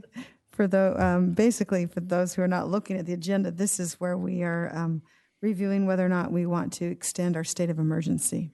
And so I'm bringing that. I just wanted to discuss it in light of the conversation I had recently that the city of Moore Park has chosen to end their state of emergency and took action to do so at their most recent council meeting, given the rationale that that they felt monetarily, there was nothing further to gain by keeping that state of emergency, and also it allowed them to reinstate their some of their purchasing safety protocols, et cetera, to go back to what they had in the past, which they felt were more transparent and more open. So I bring this, I guess the question then becomes, I'd like to hear the reasons why we feel it is important or imperative to continue with this state of emergency. How about if the mayor speaks? Number one, I don't really care what the city of Moore Park does. I mean, there's many. I care about our community around us. Well, good. That's very kind of you. But what I was going to say before you interrupted me was that there's many cities throughout the state that have stopped this process, and there's many cities that have continued on. And so I was interested in where we stood on this when I saw it. And it seems that the biggest benefit is it leaves the door open in case more funds that the federal government's talking about coming forward with becomes available. Then it's easier. We're already open to those funds, and it's just a matter of saying yes and accepting them. And so I thought, well, what are we going to gain by removing it? And we possibly, I know it's a stretch, but what do we need to remove it when, if the door is already open and there is talk at the federal level of more funds coming? And I'm just thinking, what changed my mind about it was that would leave the door open to immediately be eligible for those funds. And so, and let me play devil's advocate for just a moment. I appreciate your perspective. I do think it matters, first of all, what others do in our community, but that's an aside. That's why I said, I'll apologize that I said that. And that's all right. That's all right. I don't want any letters to the editor. That's all right. I apologize. I love Moore Park, but I have a different view than what they're doing. I understand. Here's my question. I am not aware of the federal government actively promoting possible more funds, other than conversational being shared with me, but I'm not on the news or any correspondence. In fact, I've seen what I'm seeing is that they say the funds are done, and because of inflation, et cetera, that they're not looking to provide more federal funding. So maybe I'm not reading the same sources that you are. So I would like to see where that comes from. But one of the concerns I have about a state of emergency, no offense to our outstanding city manager, is that basically it gives it gives a lot of blanket authority to our emergency, what's your official title? Emergency director? Emergency Services Director. Emergency Services Director, thank you. Director of Emergency. Not that he would wield his authority inappropriately, but it takes away the authority that we have as a council to make decisions, or he could arbitrarily decide we need to do this. Now, and I'm not saying you ever would, Brian. You've never misused that or abused that authority.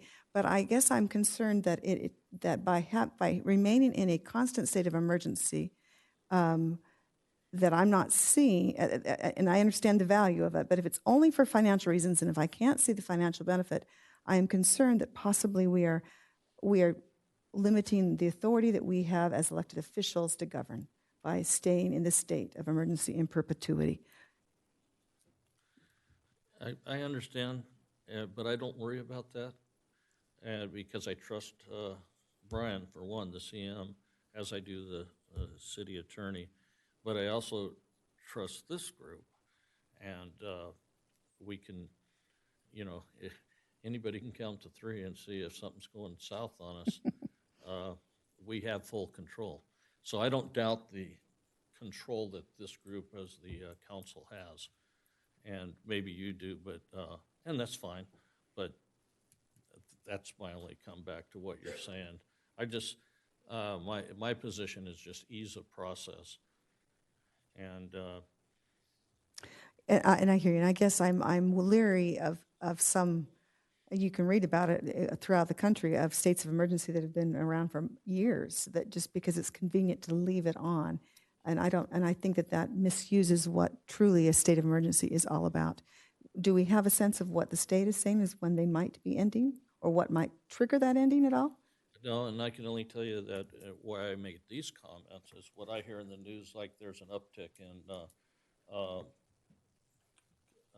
COVID in LA County, and we're pretty close to them. I have to be honest with you, I haven't read what the status is here in Simi Valley or Ventura County, how many people are hospitalized. Hasn't gone up, but it seems to me most of the news gives a very slight uptick, and it started with a slight uptick. And so it's in place, it's functional, and the other thing, going back to what I said about the possibility of more federal money coming, I've heard it on the radio. I haven't heard it from official source, and I can't give you documents, and I haven't written to the congressman's office or anything like that. I just simply heard it on the radio. Brian, do we have any sense that the state is going to end the state of emergency at any time? Well, interestingly enough, Newsom has no expiration date on his state of emergency. It's anyone's guess, quite frankly. So I cannot answer that. Okay. I just want to add that it's not just federal fund monies, it could also be state monies. It could be state money as well. Thank you. Thank you. And you've seen I think there's some, I don't know if it's agencies, cities, whatever, now they're requesting that they go back to mandating masks. All of that gives me a feeling of this could kind of go back to not as good as it is today. So, it's I guess we can implement it again too, but if it makes you feel more comfortable, well, it's up to the rest of the council also. But. Mayor, if I may make a comment? Sure. I can tell you that the past month, I got notifications every day of someone with COVID at my daughter's school, as well as many other parents. It's why, Girl Scout Day Camp is having such an issue finding volunteers and girls, because there has been an uptick in COVID cases. In addition, we do still have quite a few residents are suffering the effects of long COVID. It just, lost my second uncle in 10 months that I buried in Phoenix, who was a doctor last week. So and I have lots of colleagues who are educators who can barely walk, because they're feeling the impacts of long COVID. The other thing that this does is if any of us get COVID, that we can have the meetings remotely and, via Zoom, because that could happen too. There could be 3 of us that get COVID, and then we don't even have a majority, and we can't run the city. So that's my concern, is that we wouldn't be able to run the city. So that's why I would move to adopt this motion. A question for you. Is that correct that we have to have this declared to be able to be Zoom meetings? Yes. That's what I thought. So our meetings are committee meetings that we're assigned to. We wouldn't be able to do Zoom meetings anymore. That's correct. And I want to make it very clear that I'm not denying the existence of COVID, nor the harmful effects in any way. And I'm certainly, we all have been affected by it. And so I want to make that very clear. And I know that's why they've developed vaccinations, why there are booster shots, why there was mask mandates, and why we have the opportunity to continue wearing masks if we so choose. I'm just, my question is, I simply bring the question because I want to be certain that we don't minimize what state of emergency truly means. And so anyway, I appreciate the discussion. Thank you for allowing us to have it. May I make a motion? Let me just go ahead, verify. sorry. Councilmember Lebanos, you're on the screen. Do you want off? Oh, no, thank you, Mayor. All right, yes, you may. I move to approve consent item number 11.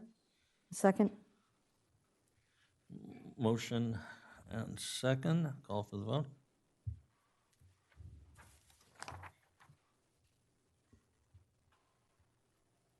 The motion passes unanimously. Okay, now we'll go to number 12. I had a question of staff. When was this? This is the Lost Canyons subdivision, right? The final map? That's correct. And this is to approve the securities, including the Does that include the infrastructure and all of that for water and sewage and everything? They would be required to build all that material, yes. Have we, because the initial approval for this was many years ago, is that correct? Yes. So how many years ago was this approved? 2013. Okay, so, Tentative track was approved in 2013.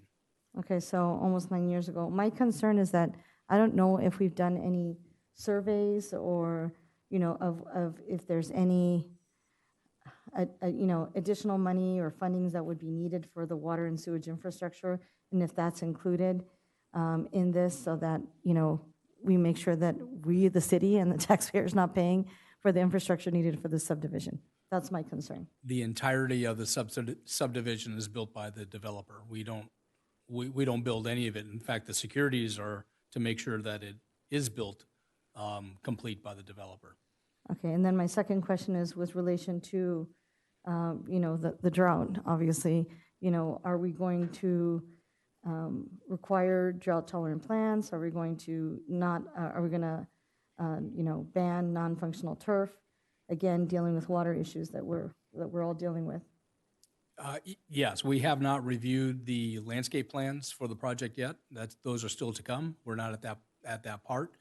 But when we do review them, we'll be working with the developer on limiting the amount of turf, if any, that will be in the project, as well as ensuring that drought-tolerant material is used throughout the project as well, Okay, and which then is a requirement that we currently have anyway. and then my last question is with regard to pools. Again, relating to our other hats as water board. Are there going to be pools allowed there or not, or? That's a private property owner decision. Okay. Mr. City Manager, just question real quick. Didn't we recently review the project map for, I don't know if it was roads and sewer system, but it seems like we took a pretty good look at it, like in the past 2, maybe 3 years, we looked at that project. I don't recall. Okay, I'll withdraw it. It seems to me that we looked very closely at it recently. I'm sorry, I had one more question, Mayor. The project went before the Planning Commission 2 years ago. That must be it. That's it. Okay. Okay, thank you. This is, I'm sorry, Mayor, can I ask one more question? Yes. Thank you. This is a 681-acre residential gated community. Have we done any surveying or impact to adjacent communities that would be impacted by the stress of the sewage and water usage to this community? Because 681 acres is a lot. All of this was the capacity of our current water system and sanitation system can handle what's happening with this project as it's designed. The developer will build all of his infrastructure to connect to ours, and the capacity is there for us to handle it. So let me ask the question again in a different way. Other cities are imposing on developers the responsibility of the stress that they're not just for building their own infrastructure for their community, but the stress that it places on adjacent areas and that infrastructure. Because it is a stress. So I know you're looking at, okay, they're going to pay for all their infrastructure that they build to support their community, but all that water has to go through another community that's in the city that we have to pay for. That's what I want to know, if that's being looked at. It has been looked at. Okay, can you send that survey to me so that I can see it? I'm not quite sure what survey you're looking for. The development here would connect to the city's current sewer infrastructure, which flows westerly to the sanitation plant, which has plenty of capacity to handle any sewer effluent that this project could handle. It is treated at our plant and then released into the Arroyo Simi. So that's all been analyzed through the environmental impact report, as well as there's a wastewater plan, if I remember correctly. We can share that with you if you'd like, but it's all, everything that this project is involved in connects to city's current infrastructure, and our infrastructure is in place to handle everything that it could give to us. Okay, so. We have a plant capacity of 15 million gallons, roughly, Ron, or 18 million gallons, and I don't think we've hit 11 yet, so. Aren't we very fortunate in the location of this project that it is somewhat downhill all the way into our system also? It will flow well. Well, the reason I'm asking is because we're going to vote on capital improvements projects, and we keep talking about aging infrastructure. So I know the water treatment facility has capacity. I know that whatever they're going to build adjacent, for their own community has capacity. It's the in-between, from the water treatment center to that community. If we're asking for money from taxpayers, right, to upgrade that infrastructure because we haven't been able to upgrade it, then everybody else pays the cost in the city, but not those new developments.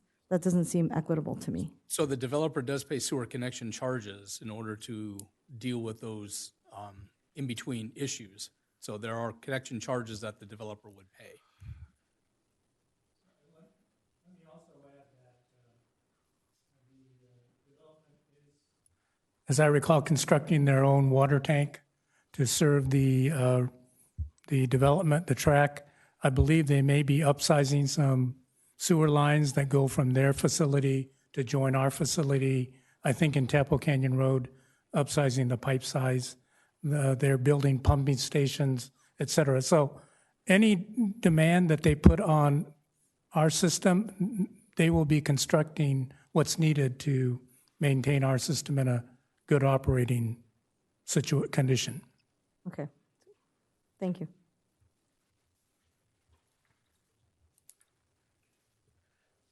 May I move to approve consent item number 12? Second. Motion second, call for the vote.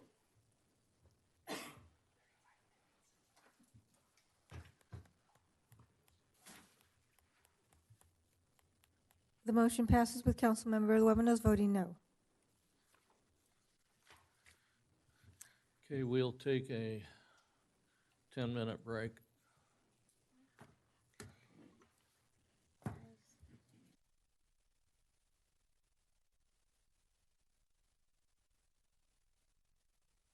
Bam!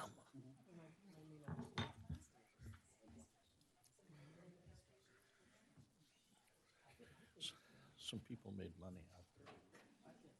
Betting how many consent items. I'm serious.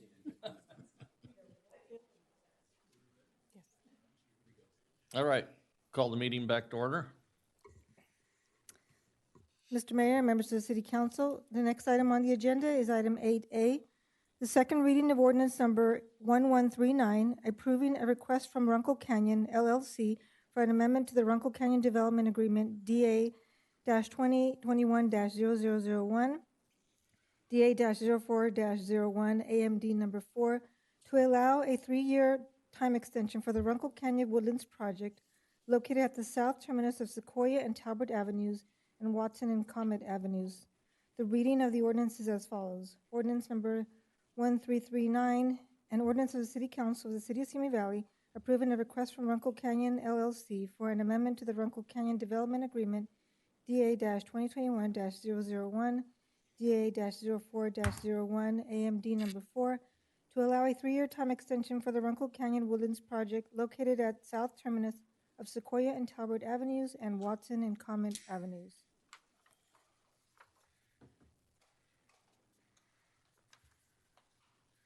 Do we have a report? Second reading. I move to adopt ordinance number 1339. Second? Motion and call for the vote.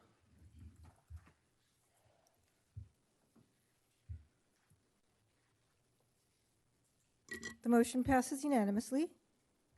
Mr. Mayor, members of the City Council, next on the agenda is item 8B, second reading of ordinance number 1341, to amend portions of Title IX of the Simi Valley Municipal Code to provide clarifications, definitions, and updated development permit procedures, and a determination that the amendments are exempt from the California Environmental Quality Act. The reading of the ordinance is as follows. Ordinance number 1341, an ordinance of the City Council of the City of Simi Valley for Z-S-2022-001 to amend portions of Title IX of the Simi Valley Municipal Code to provide clarifications, definitions, and updated development permit procedures, a determination that the amendments are exempt from the California Environmental Quality Act. Comments? Not a comment, but a motion, Mayor, if you're ready. Okay, ready. I move to adopt ordinance number 1341. Second. Motion is second, call for the vote. The motion passes unanimously. Mr. Mayor, members of the City Council, next on the agenda is item 8C, second reading of ordinance number 1342, authorizing the military equipment use policy for the City of Simi Valley Police Department. The reading of the ordinance is as follows. Ordinance number 1342, an ordinance of the City Council of the City of Simi Valley, State of California, adding Chapter 45, Military Equipment Policy, to Title 5 of the Simi Valley Municipal Code governing the use of military equipment by the Police Department. Comments? We'll be voting no on this. I do not believe that the factors that were intended by the legislator have been met for safeguarding civilian life. Mr. Mayor, Okay. I move second reading of ordinance 1342. Thank you. Second. Okay. Call for the vote.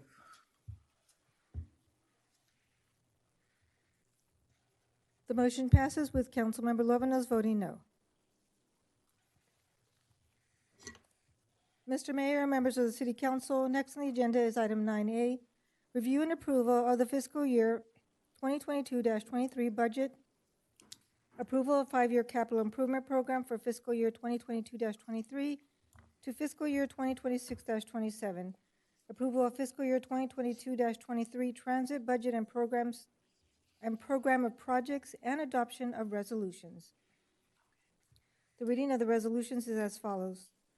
Resolution number 2022-35, a resolution of the City Council of the City of Simi Valley authorizing the filing of applications with the Federal Transit Administration and Operating Administration of the United States Department of Transportation for federal transportation assistance authorized by 49 U.S.C. Chapter 53 and for any Title 23 United States Code and other federal statutes administered by the Federal Transit Administration. Resolution number 2022-36, a resolution of the City Council of the City of Simi Valley amending resolution number 2022-16 to modify salary ranges of certain general unit designated job classifications, retitle the Waterworks Service Workers Series, and provide related salary increases to incumbents, and rescinding all previous resolutions to the extent that they are in conflict herewith. Resolution number 2022-37, a resolution of the City Council of the City of Simi Valley, excuse me, amending resolution number 2021-39 to retitle the management designated classification of court liaison to investigative assistant. Resolution number 2022-38, a resolution of the City Council of the City of Simi Valley amending resolution number 2021-50 to delete the confidential designated classification of assistant city attorney and related salary range and reclassify the incumbent to a confidential designated classification of senior assistant attorney and related salary range. Resolution number 2022-39, a resolution of the City Council of the City of Simi Valley amending resolution number 2022-16 and resolution number 2022-13 to retitle the classification of deputy police chief to assistant police chief, and resolution number 2022-04 WWD-288 SA-11 PL-32, a joint resolution of the City Council of the City of Simi Valley, Boards of Directors of Ventura County Waterworks District Number 8, successor agency to the City of Simi Valley Community Development Agency, and Board of Trustees for the Simi Valley Library, approving the fiscal year 2022-23 annual budget and the five-year capital improvement program for fiscal year 2022-23 to fiscal year 2026-27. And Carolyn Johnson is here to present this item. Okay. Good evening, Mayor and council members. Mayor, I'd like to make a motion, and I don't know if it's appropriate to do it now or after the presentation. Okay, I'd say no.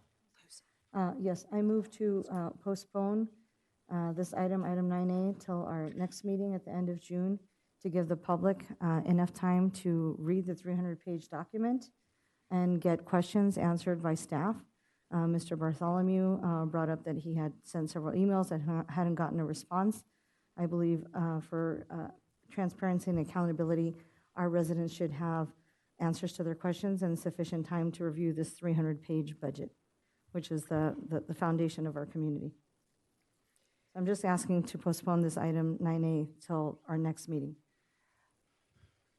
I'm not going to second it at this time, but I would suggest that we have the report by Carolyn and have the discussion about it, and then later, after we've had all the discussion, if there is a feeling or a consensus, possibly at that time we could discuss postponing it.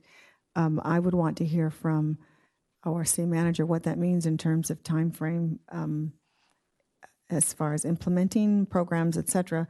But I personally, regardless of whether we vote on this tonight or vote on it in 2 weeks, I would love to have the presentation as prepared right tonight. Any other comments from the dais? I'm fine with the amendment, if that's an amendment to my motion, to have the presentation tonight and vote in June, that's fine. I just want to give the public more time, as we had residents who came and emails that were sent to us by the city clerk, all requesting more time to review the budget. I only comment with this is, why are we going to move forward with looking at the whole item tonight, take the time of everybody tonight, and then vote on it? Because then if we vote to do it at a later date, then we just listen to possibly a flawed budget. If you believe it's flawed, then you can make that vote right now. Yeah, I just want to give the public, clearly they took the time to come tonight and give comment and email comments, so that's my motion, is to postpone 9A until the following city council meeting. Give the public some transparency and accountability and some answers. Okay, looking for a second.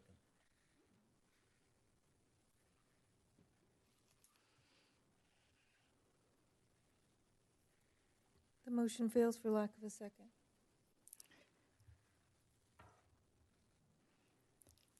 I won't second it now. Why would I want the presentation? We can, another motion could be made again if desired. But that's not a second, then that's a new motion. Correct. That's what I'm saying. That's why I'm saying I'm not seconding it now, because I very much want to hear what I want to discuss it tonight, and then decide if we need to discuss it further. But I'd like to have the discussion tonight. That's fine. Okay, presentation, please. Okay, so today I have the proposed fiscal year 22-23 budget for your review. Staff's recommendations are to approve the Simi Valley Transit fiscal year 22-23 program of projects, review and approve the fiscal year 22-23 proposed budget and 5-year capital improvement program for fiscal year 23 through 27, as well as 6 resolutions, which the city clerk just read off what those were. So tonight, first I'm going to talk a little bit about the city's major financial documents, and then go over the general fund, and then the general fund forecast and economic outlook, and then we'll talk about some capital projects that are in the budget for next year, and then we'll take a little deeper look at the three enterprise funds, and then review some of the great staff accomplishments over the past year, and then we'll have time for any comments or questions. So the city has 2 main financial documents that are produced and approved by the City Council every year. On the picture on the left there is the city budget document, which is presented to City Council every June, and it is effective from July 1st through June 30th. It's a plan for the next fiscal year, and the plan is based on estimated revenues and expenditures. Then the picture on the right is the annual comprehensive financial report. That's approved by City Council each spring. This year it was presented to City Council and approved on April 25th. And this document contains the financial records of the prior fiscal year. The document is prepared and audited in conformity with generally accepted accounting principles and contains a complete set of financial statements. So today we're here to review the budget document. So the city has some financial policies that state that the city will maintain a prudent general fund reserve balance for emergencies, and City Council has established that to be 17% of general fund budgeted expenditures. As of the end of last fiscal year, the city had an unrestricted general fund balance of over 60% of general fund operating expenses. The financial policies also state that the city will adopt and maintain a structurally balanced budget. So what that means is that ongoing operating revenues meet or exceed ongoing operating expenditures. And any year-end remaining funds are available for one-time uses as determined by City Council. So in regards to the reassignment of year-end remaining funds, last April, City Council adopted a fund balance policy to preserve a healthy and appropriate general fund balance while also using surplus funds to address one-time investments into the community. The policy states that year-end surplus general fund dollars can be reassigned into 3 funds. And the reassignment is 40% into an infrastructure fund, 40% to a retirement fund, and 20% to a contingency fund. And decisions on exactly how best to spend the money would be brought back to council to consider at a later time. Initially, during the budget process, the money would simply be put into these separate funds so that it will be available for future consideration.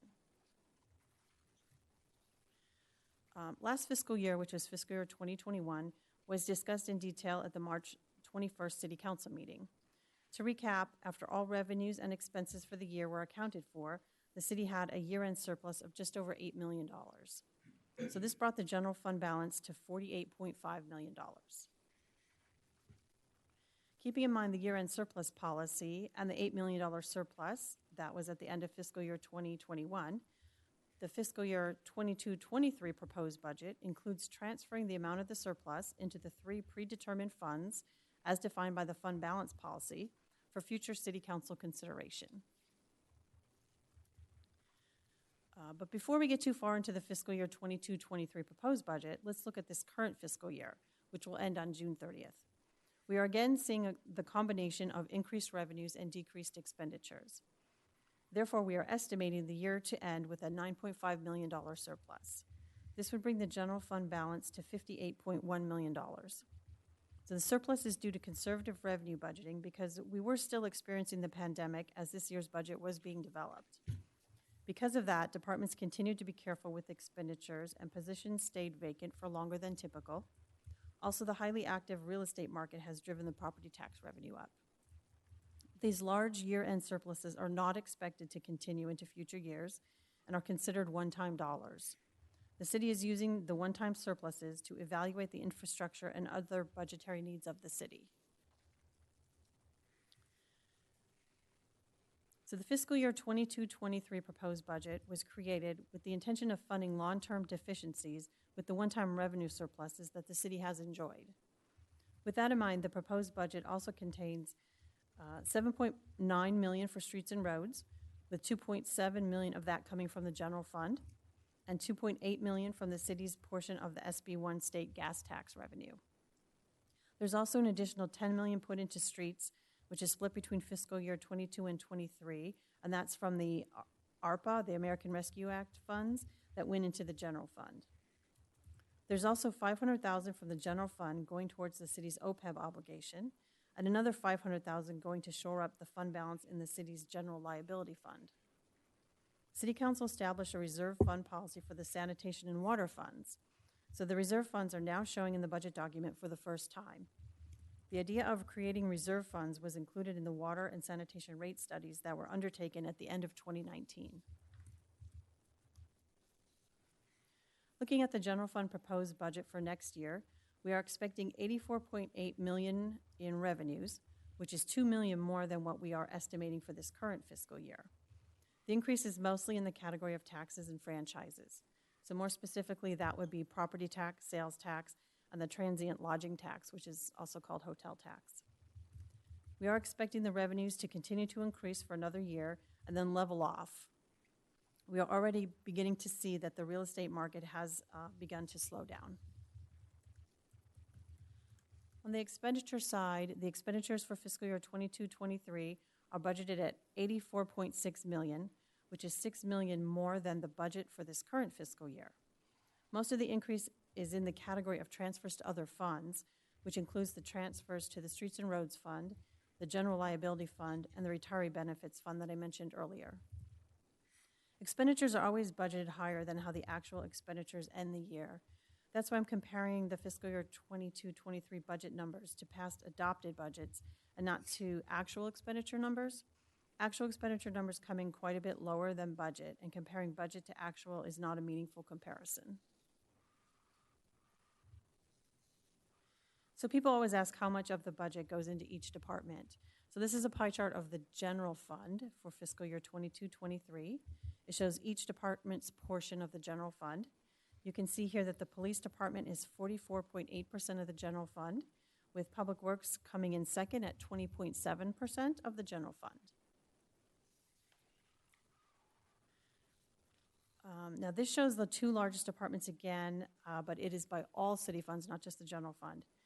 So you can see Public Works is actually 51.1% of the entire city budget, and the police department is 14.6%. And then all other departments combined bring in the remaining 34.3%.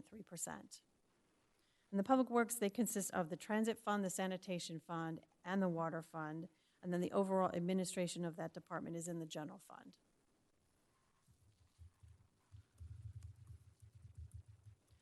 So at the left of this chart, you can see the $8 million surplus from the fiscal year 2021 and the estimated $9.5 million surplus at the end of this current fiscal year.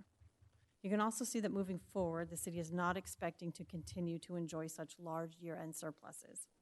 The city's future budget projections anticipate a more moderate growth path closer to 2 to 3% growth. As we return to moderate increases, the proposed fiscal year 22-23 budget was developed with the understanding that the greater than normal revenue growth seen over the last 2 years is temporary, and therefore funds are not being committed to new long-term obligations. So due to many years of well-managed budgetary decisions, the city continues to experience revenue growth at a slightly faster rate than expenditures. The city is in a strong financial position, and this will allow the City Council to make strategic decisions for the foreseeable future. A softening of the revenues is on the horizon. The Federal Reserve has initiated a series of interest rate increases intended to slow the economy and address inflation. Federal COVID-related stimulus funds that flowed to consumers has ended, and labor and supply chain issues remain, although to a lesser degree. Additionally, the Simi Valley housing market is still experiencing a lack of inventory of existing homes, driving up the median home price and limiting the flow of families in migrating into the community. With an eye on these issues, as well as other short-term impacts, staff continues to monitor the national, state, and regional economies. So now I'll talk about the capital projects that are in the upcoming budget. There's a total of 144 projects in the 5-year capital improvement plan, with 57 of those projects requesting funding in the fiscal year 22-23. The total proposed funding for those 57 projects is $23.9 million, with $3.1 million of that coming from the general fund. There is $7.9 million for streets and roads, and another $7.9 million for waterworks projects. And then over the next 5 years, the anticipated capital project needs will be $122 million. Looking at the transit fund, which is one of the enterprise funds, the entire budget for transit for next year is $11.3 million, with $2.6 million of that for capital projects. And some of their main projects are getting 2 new transit buses that are either low or no emissions, overhauling the transit bus wash system, and 2 electric vans, along with the electric infrastructure for those vans, and overhauling the HVAC system serving the transit maintenance building. Sanitation is another one of our enterprise funds. There's actually 3 funds in sanitation. All those 3 funds combined equals $39.7 million requested in the next fiscal year's budget. $4.2 million of that is for capital projects. And some of the main projects are sewer line replacement projects, cleaning of 2 anaerobic digesters, sewer line inspections, and rehabilitation of various building roofs at the plant. Then our other enterprise is waterworks. Again, that's 3 funds combined. And the 3 funds combined are requesting $65.1 million in next fiscal year's budget. 7.9 million of that is for capital projects. Some of the main projects are pump station construction and rehabilitation, water line replacements, water tank repairs, inspection and cleaning, and emergency generators at pump stations and tank sites. So I want to talk a little about the accomplishments of our staff over the past year, and I'll just go department by department. So the first department is City Administration. City Administration launched a biannual economic update e-newsletter, and they coordinated and launched a redesigned city website. They launched a new City Focus e-newsletter to provide information to the public on city events, activities, projects, and programs, and engaged a consultant to develop an economic development strategic plan for the city. City Attorney's Office assisted the City Clerk's Office in processing of 257 public records requests. Also filed subrogation cases on the city's behalf to recover property damage caused by third parties, assisted in processing of 36 subpoenas served on the city, and investigated and made recommendations on 34 new claims, and managed the administration and closing of over 46 pending claims. The Administrative Services Department monitored the Coronavirus Aid, Relief, and Economic Security Act, or CARES, and the American Rescue Plan Act, or ARPA, funds, ensuring proper application of funds and compliance with federal guidelines, implemented changes to the city's internal procurement process to electronically review and manage proposal and bid documents, and achieved the goal of a 12% of utility bill customers going green by subscribing to the Waterworks District's paperless billing option, and they continue to engage customers to utilize the paperless electronic statements. For Environmental Services, issued approximately 456 over-the-counter approvals and over 484 business tax certificates and 232 home occupation permits. They performed 20,000 building, electrical, plumbing, and mechanical inspections, adopted the city's housing element of the general plan, and submitted it to the California Department of Housing and Community Development for review, and adopted updates to the community development element and safety and noise element of the general plan. Public Works Department administered the installation of 39 new military banners honoring Simi Valley residents in the armed forces, and replaced 57 damaged or worn banners, repaired or replaced 45 streetlight outages, 16 knockdowns, 4 overhead wire issues, and 28 miscellaneous issues.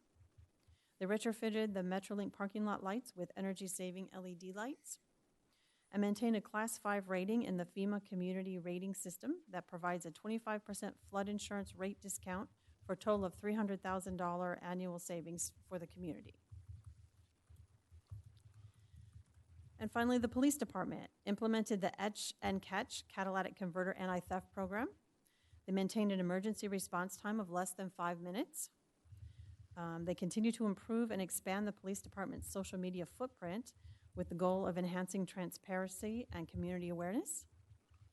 And they arrested 192 DUI drivers and investigated 704 vehicle collisions, 279 of which were injury accidents and 3 of which were fatalities.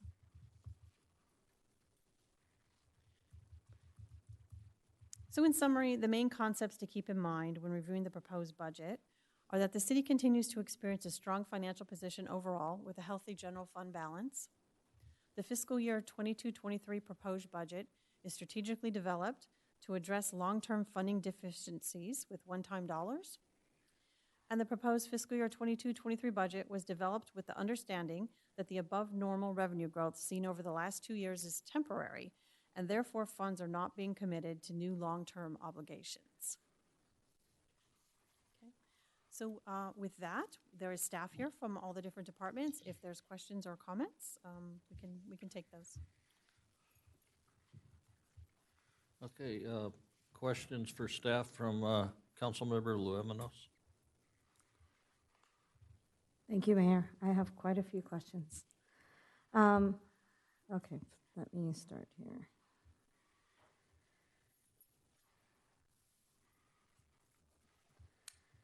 Okay, have we ever included, with regard to public comment that was made by Mr. Bartholomew, why don't we include past budgets so we can compare trends in the budgets? like so we can see how much more or less we spent on different departments. Has that ever been done? Sorry, you're saying past budgets? Yeah. No, we don't, no, we don't have. Is that accessible to the public? Yes, All of the our budgets are online, both as well as our audited statements. We also, in the budget, we have year 2021, 21, 22, proposed 22, 23, and then in a couple of, some areas we project out 23, 24, and 24, 25. Okay, but that's just for expenditures and revenues. That's not like the change in $100 million to $200 million pension liability. That's not reflected anywhere in this budget. Those are, I'm more than happy to address the pension liability and the OPEB issues that are being raised. But those are tended to be documents or information you're going to find in the annual comprehensive financial report, not the budget document. The budget needs to pay for the annual expenditures for those items, which it does. But but in terms of a planning document, it wouldn't be addressing prior years and future years. So this budget does not reflect growing debt? Growing debt? Well, if our pension obligation increases, then that's growing debt. That would be a document that would be in the annual comprehensive financial report that would show the city's current financial positions. The budget document is not a debt document. Why aren't they included together? I don't know a whole lot of cities that do include them both together. Okay, I'm asking questions that residents ask since they didn't get answers. Sure. Is there, and I know that you knew I was going to ask this question because I had asked you previously. What are the pension and medical expenses for retirees? That was a question that we got. So you had asked a question on lifetime medical. Yes. Okay. And currently we have, so in order to qualify for lifetime medical, you'd have had to have been employed by the city, working in the police department as a sworn officer prior to 2010. You have to work for 25 years in the department and retire from the city. As of upcoming July 1, 2022, we have 15 current employees that are eligible for that. There are 39 more that could qualify if they work their 25 years and if they retire from the city. And how many are we paying for right now that are already retired? That we're paying, because we're paying lifetime medical, right? We're paying lifetime medical on a number of them. I don't know the count of what we're currently paying for. Okay, and are they required to apply for Medicare when they reach that age? Yes. And so we continue to supplement that cost. That's correct. Is that reflected in this budget? Yes. Okay. Are there any other employees that receive, and so that would be lifetime medical expenses for police officers and their spouses, is that correct? Yes. Okay. And that is reflected in here. And is that, so anyone hired after 2010 doesn't get that? None, correct. No sworn officer is hired after 2010 received that benefit. Okay, and workers' comp would be a separate fund, is that correct? That's correct. Okay. There was a lot of questions on the capital improvements, a lot of costs. I know, is part of that $7.9 million for streets and roads, is that part of the ARP funds or is that separate?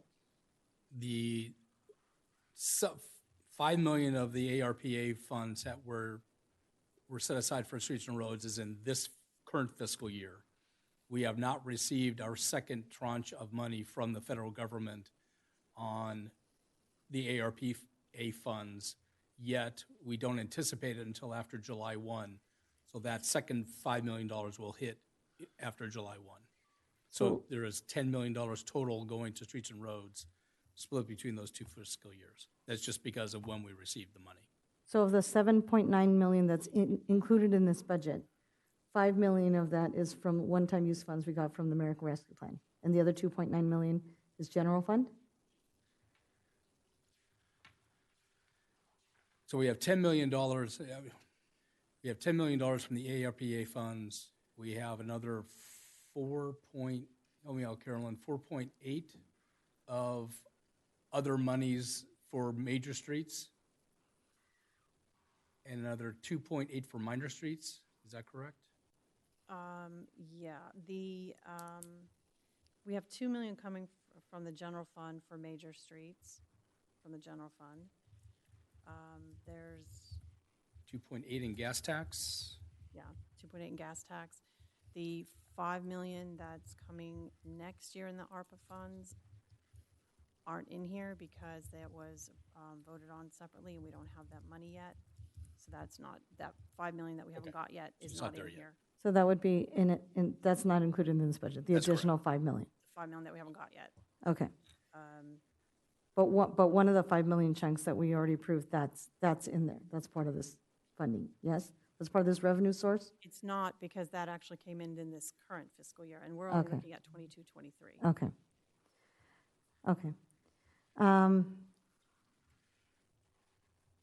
I lost my train of thought here.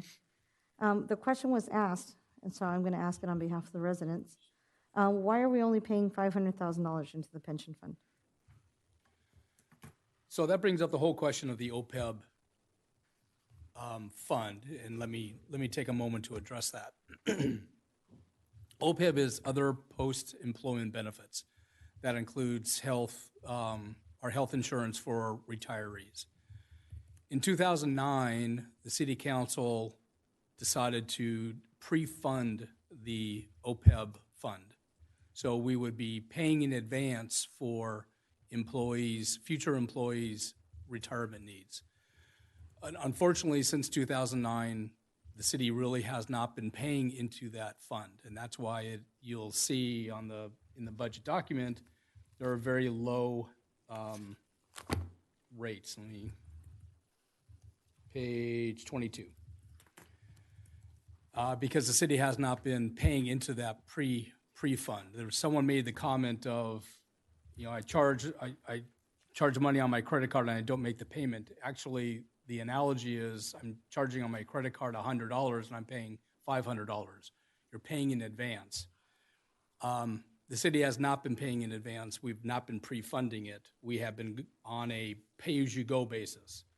And in the current budget, there's $2.8 million budgeted to pay for retirement benefits for all the retirees that are receiving benefit for next fiscal year. There have been no benefits reduced. We have not reduced anyone's health insurance benefit. We haven't reduced anyone's benefit. So we continue to make the payments on a pay-as-you-go basis, but we haven't in the past funded pre-funded the retirement plans. We set aside $500,000 this year to start making progress to do that pre-funding. Now, the pre-funding, the money that will be in that fund is for future retirement benefits. So it's not a debt we currently have. If we were to continue on the path of pay-as-you-go, that money may never get used, or it gets used at the very end. If we shift to pre-funding, we have to pay the $2.8 million that we'd be funding today for current retirees, and pay several million dollars in addition to whittle down that current pre-funded level, which is an actuarial on how many employees we have, an estimate on when they would retire, estimate on what the benefit would be at that time, several other demographics. It follows an actuarial. We would probably have to pay another $3 million into the fund every year to get to some point in time of being completely pre-funded. Now, similar to PERS, most agencies are not pre-funded.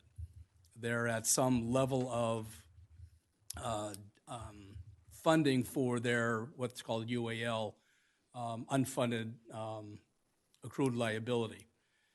Right now, so in this budget, I believe we indicate on, here we go, page 23, that our current funding on the pension, our PERS, is at 69.3% for miscellaneous and 70% for sworn.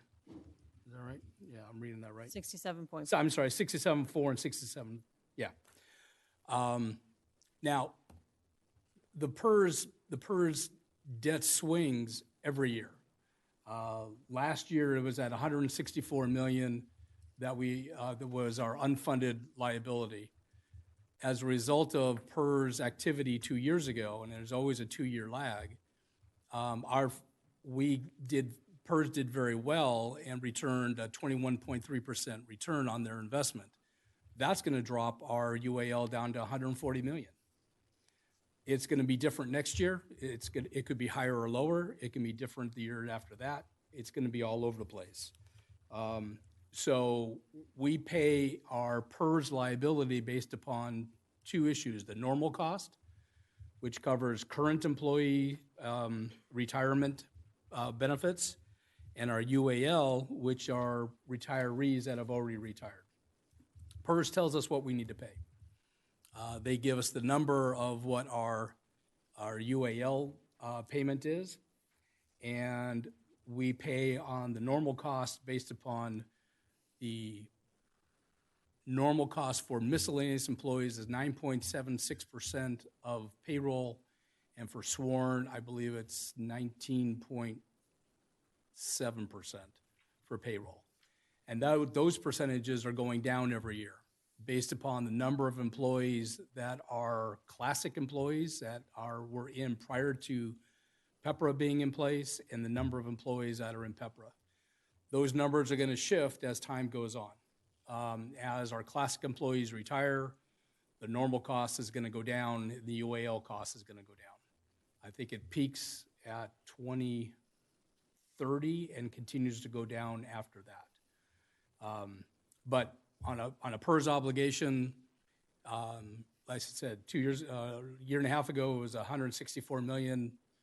Last year, it's going to be at 140 million. All depends on how PERS performs in terms of their return on investment and how much money they make. But I can tell you on the OPEB obligation, I would love it to be more funded than it is, but we're starting to address that again. But that is if we are pre-funding the future obligations that we have. We are handling it right now. We've been handling over the last many years is we're on a pay-as-you-go basis. Whatever the obligation is for year 22-23 is 2.8 million, which is included in this budget. All of our retirees will receive their full benefit.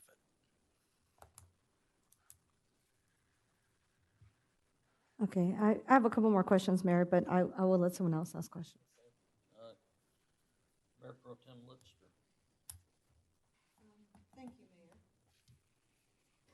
Thank you, Mayor. I had an order of questions, but since we're discussing pension liabilities, let me just ask a couple questions to clarify. And I appreciate, because I know several people spoke to their questions about obligations and whether they're truly represented in the budget, et cetera. And so I want to be sure that we are being clear about that. It is my understanding that the decision we made to use the surplus at 40%, in fact, I was encouraged to find that it was in fund, let's see, where is it? 120, I believe 120, 121, 122, I believe is where, 121 is specifically the retirement obligation fund. Correct. And that's where we are choosing to put the 3.2 additional $1 million at the moment. Well, it's only sitting there until we come back to the council to allocate it. Correct. So it's sitting there. Yes. So let me first ask, the budget as presented does not indicate that we're specifically using these funds, or does it? It does not. It does not, okay. We are not using these funds. So I want to make it very clear to those in attendance, or those who are concerned about it, that this is in addition, that you'll come back and say, now, let's decide whether we want to prepay. Do we choose to invest elsewhere since we don't we know that the state is very limited in where they choose to invest their funds, and we may choose to have, for instance, a 115 trust or something. Correct. So on pages 220, 221, 222, well, that's interesting. Fund 120, 121, and 122. Yes. Are the funds that were set aside from the surplus policy the council adopted in May. We didn't want to allocate those funds until we come back to the council after this budget was adopted and make final decisions on if they should or how they will be allocated. The funds that are being set aside for retirement obligation fund can be applied to OPEB. They can be applied to PERS as an additional discretionary payment. They can be put into a 115 trust and set aside for a rainy day. Those are decisions that we will leave to the council at a later date. Which I personally think is valuable because we maybe can get a better return, et cetera. And so to your point then with regards to what's happening with our unfunded liability, you're saying that right now we would be paying at about 70%. On the PERS? On PERS. We're actually at 70, just short of 75% funded, Gotcha. based upon the last numbers, preliminary numbers we've seen from PERS. Okay. Now, and I know there was some tremendous returns lately, but the stock market's doing all sorts of crazy things. So who knows? Nothing stays constant with PERS. So they just lowered their rate of return from 7% to 6.8%. So that's going to have a dynamic change. And keep in mind, what happens with PERS, there's a 2-year lag. Whatever happens at PERS this year won't start affecting the city for 2 more years afterwards. So whatever their performance is this year doesn't affect the city, does not impact the city for additional 2 years.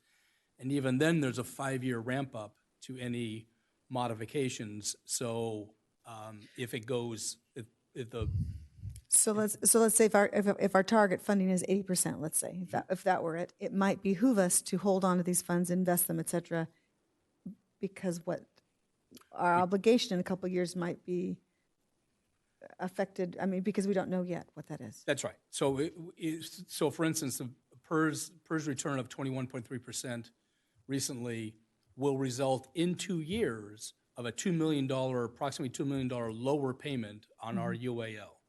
Now, this year, they could do abysmal and get 0 return. In 2 years, we'll have that effect, and that could make our payment go up by $2 million, sure, negating it all. So we play the PERS game every year. We get actuarials in usually the end of July, August timeframe. We receive the actuarials, which are available online to anyone that wants to look at them.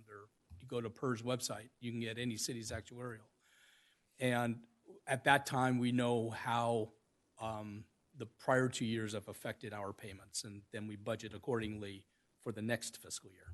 Okay, thank you. So I did have some questions, non-PERS related, if that's all right. Oh, it would have me so much fun. I know. Well, we can continue if you want. I wish there was a perfect solution. There isn't in my book. Well, and I'm sorry. I do want to mention two speakers mentioned we should refinance our PERS and OPEB obligations. Well, we know how that went. It was proposed in 2019 that we do that refinancing, and that did not go very well. And that is, we could discuss that, why I don't think pension obligation bonds should be paid on the back of our taxpayers. But that's a whole other. It was a recommendation from the public. We have previously looked at that recommendation. The council chose not to go down that path. Fair enough. First of all, I want to thank Carolyn. I want to thank you for being, I think, realistic in your projections and not recognizing that what our economy is doing now, that likely we won't have some of these windfalls. So thank you for being accurate. I feel in being realistic, and also appreciated your statement of all of our accomplishments, and there are more in the budget to read, which is great. My question is regarding that we are now setting up our water and our sewer, basically, we're choosing to break them out into reserves and actually, if I'm not incorrect, is that correct? So that we now have our active, whatever we call that, and then a reserve fund, so two different funds. My question is about those reserve funds. I know that we made the decision. Are they to be used only for state of emergencies, or as they grow, is that also a source for capital improvements? What is the definition of that reserve fund as they are? It's undefined, because the concern we had when we came with the sewer and water rate changes, 2 years ago, staff had recommended and the council approved setting up these reserve funds for use in future capital expenses as well as potential emergency situations. So it could be used for either. It is at the discretion of the city council or the Waterworks Board. Okay, well, and that's what I wanted to specify because because it wasn't clear to me. Okay, Yes. Thank you. A quick question about some of the job classification changes, which, as she looks over. Shannon is here to help with that. Shannon, as you looked over at Shannon, this is the breadth of what's being proposed tonight is large, and so and it's really a lot to discuss. But my question, and I'll turn to page 10. I think that's where you listed some of the recommendations. I guess my real question, if I can get back to my where I've made some written notes. If I read it correctly, the SEIU can recommend up to 3 job classifications a year to be reviewed. Is that accurate? That's correct. Okay. I'm kind of curious how these classifications were selected. I'm hearing some discussion that we are training. We get wonderful people trained, and then they get bought off elsewhere because they're so good. Other cities are trying to woo them away. So I guess my question is, do these job classifications address that possible happenstance, or is that just hearsay? I mean, does that make sense? Are they, and how were these selected? I could not speak to how SEIU came to their selection of which 3 classifications to look at. But when they did put forward their request, the city manager at that time decided that due to other outside circumstances and trying to retain employees in these areas, that he wanted to go forward with the study.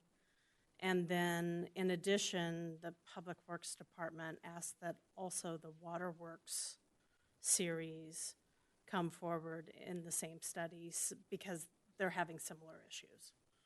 So that's how we arrived at the 4 job class benchmarks. So thank you. So if I'm so is that so? And I guess my question then, in what I'm hearing, is that is attempting to address some of that. These have been some of our more problematic positions on retention. Yes. And so we're pleased that SEIU selected these particular classifications because we've had retention issues in plant operator and waterworks service workers. And this now moving the positions to the median will help us with the retention, because the survey we have agreed upon in the MOU, we have agreed upon survey cities that we compare our salaries to. So we compared them with those cities that are in the MOU, and the results are in the report, which showed that we were sufficiently lower on salaries. So this is going to certainly help on our retention issues. Okay, thank you. That I just was hoping that was the reason, part of the rationale in particular for this change. Thank you. Those are my questions for right this moment. I'm sure there are others down the row. No, I had the questions about the OPEB, and City Manager Gable already handled those. Go ahead, keep going, Mayor Pro Tem Watson. Actually, let me just.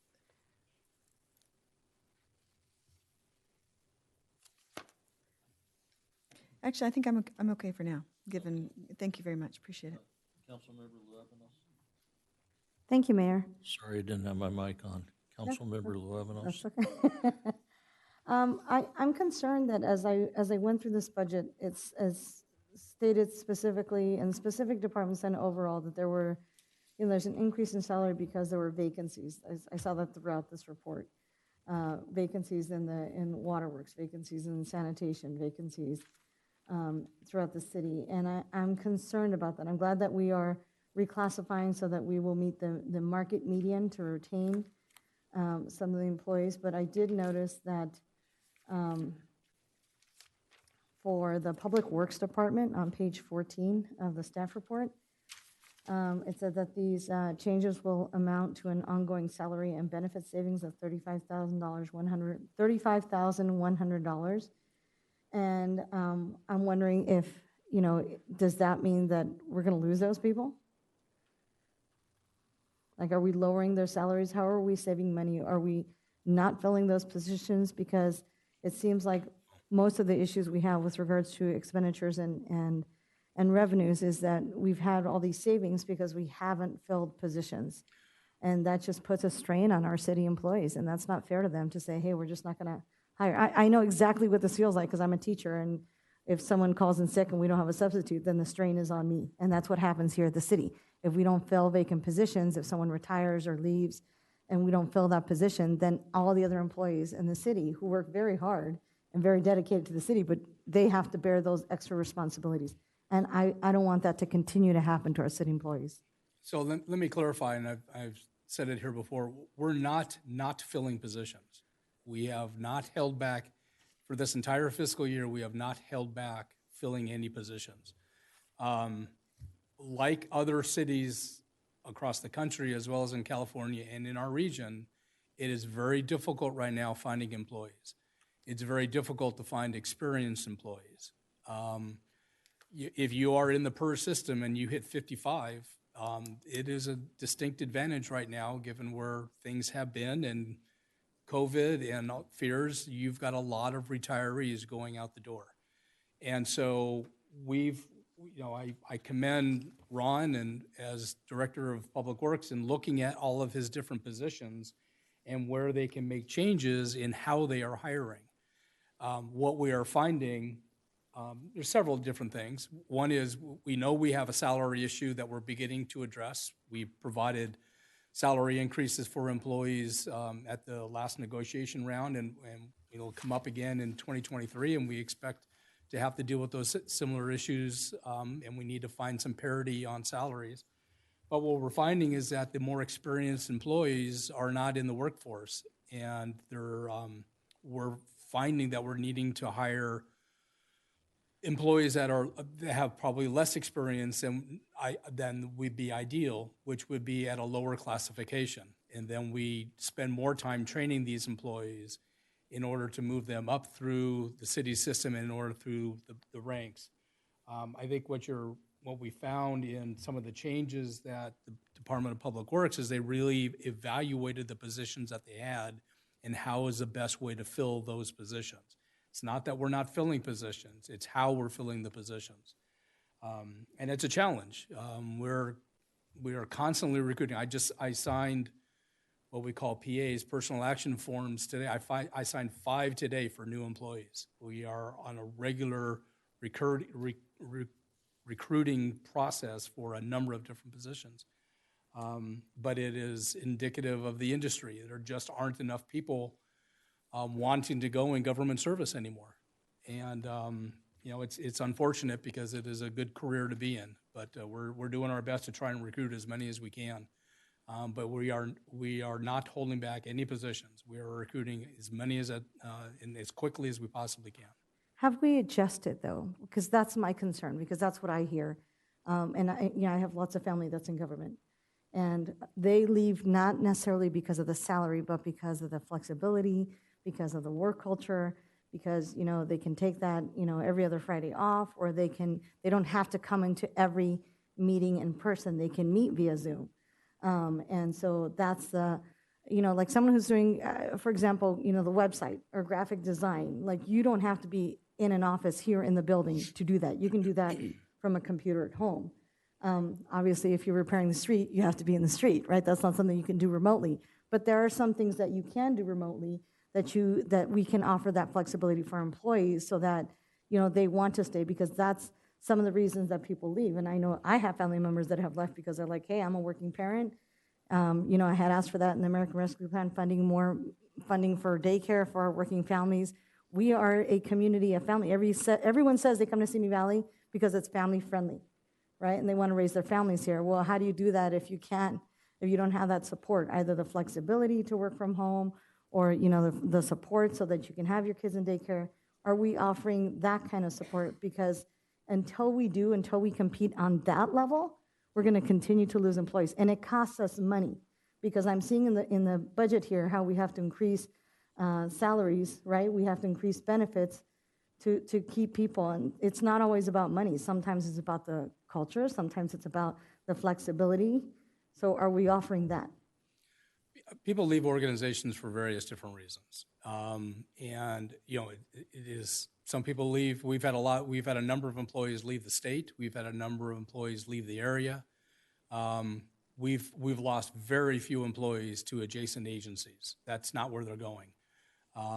We are losing some to higher salaries, but most of them are leaving the area, and that's where the majority of our issues lie. I believe we have been working on the corporate culture for the agency for a number of years. And quite frankly, COVID really, with a remote workforce, was a very negative impact on the corporate culture of the city, because we lost touch with our employees that were working remotely. We had employees that when we came back to work a lot of them hadn't met each other because they were all hired during COVID. So we continue to evolve. We continue to look at different options. There are a number of different things that we're doing to build our workforce. But this is, like I said, this is not just a Simi Valley problem. This is a regional problem. We are also in an area of 10 cities that isolates us away from a very large employment bank over in the San Gabriel Valley and San Fernando Valley, where the 10 cities up here tend to exchange employees back and forth because they're moving between agencies. We're not in San Gabriel Valley where you've got 35 cities that are surrounded by each other and you can move around a lot easier. So it's a difficult time, and it's always has been historically a difficult recruiting people up to Ventura County, especially as you look at the cost of living and the cost of housing up here. So there are a number of different issues that we deal with in terms of recruiting, but this isn't a City of Simi Valley issue. This is a very wide issue spread across the state of California. I have another question. I don't know if you can answer it or who can answer this question.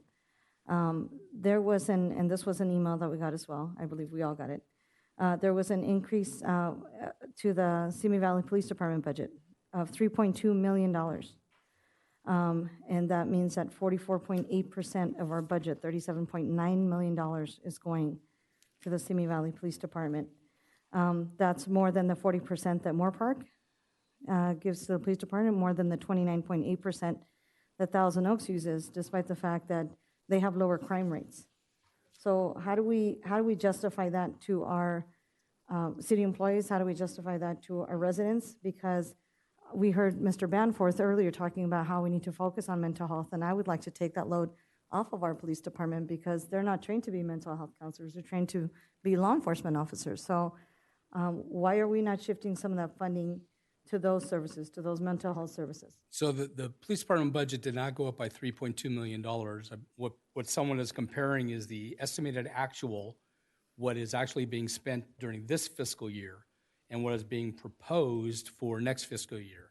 You can't compare an actual to a budget. You have to compare actuals to actuals and budgets to budgets. If you look at the police department's budget between last fiscal year and this fiscal year, it only goes up by $230,000. That's the entire increase of the police department budget between fiscal year 22 and proposed fiscal year 23. If you look at the estimated actual between what actually was spent in fiscal year 21 which is versus what is anticipated to be spent in fiscal year '22, the current one we're in, it's actually gone down by $206,000. So the budget is not going up by $3.2 million. Now, that being said, the chief and I have a couple of ideas in order to address mental health issues in the community that we'll be bringing forth in the next probably 60 days that will provide some options and some relief, hopefully, for our vulnerable population that's in the community. I have a solution to both of those issues. That if we find people who are shooting off illegal fireworks, yes, we are, because we are looking at revenues, and with regard to the fines, I saw that there were very few fines that were issued by the police department. So if fines were issued for fireworks, we could handle the mental health issue of many veterans, children with special needs, pets, and those with PTSD, while creating revenue for the police department. Is that something that's possible, Chief?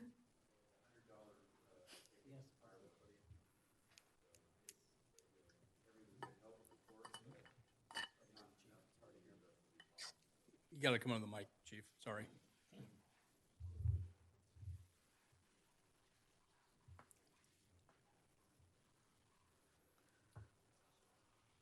Yeah, as you know, mental health takes a lot of money. So, at $100 a site, it's not going to really provide us with any way to house people that need housing. I mean, it's like I said, every little bit helps, and we have a plan in place this year to increase our citations, and we already have the hotline up, and we already have officers going out and making contact with people where anonymous complaints are coming in. So, yeah, we plan on addressing that, but I don't think that's a legitimate path to addressing some of the serious problems which involve housing and things like that. So No, I'm not suggesting for housing. What I'm suggesting is that there is stress that is caused to many residents by fireworks.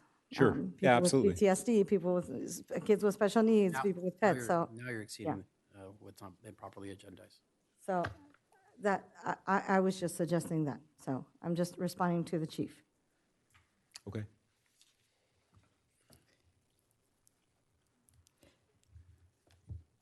If there are no more questions, I'll do a motion. Okay. I move to approve the Simi Valley Transit fiscal year 2022-23 program of projects to be forwarded to the Ventura County Transportation Commission. And I move to adopt resolution number 2022-35, authorizing the city manager to execute and submit the filing of grant applications with the FTA. And I move to adopt resolution number 2022-36, to modify salary ranges of certain general unit designated job classifications, retitle the Waterworks Services Worker Series, and provide related salary increases to incumbents, and rescinding all previous resolutions to the extent that they are in conflict herewith. And I move to adopt resolution number 2022-37 to retitle the management designated classification of court liaison to investigative assistant. And I move to adopt resolution number 2022-38 to identify a new confidential designated classification of senior assistant city attorney. And I move to adopt resolution number 2022-39 to retitle the classification of deputy police chief to assistant police chief. Second? One more on the top, 7. Oh, we got 7, yeah. Hold on, next page. Which is kind of the most, the big one. There it is. That's the budget. I move to adopt. And I move to adopt resolution number 2022-40, WWD-288/SA-11/PL-32. Got all that? Approving the fiscal year 2022-23 annual budget and the 5-year capital improvement program for fiscal year 2022-23 to fiscal year 2026-27, incorporating the previously adopted budgets for the Cultural Arts Center and Council on Aging. Second. Okay, we have a motion and second. Call for the vote. I'm voting no on 6, 7, 8, yes on 1, 2, 3, 4, 5. But since you put them all together, my vote will be a no.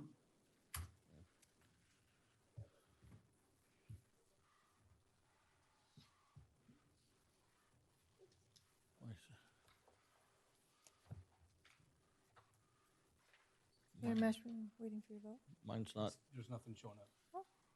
Let me cancel You're it. leaving me out. I'll cancel it and do it again.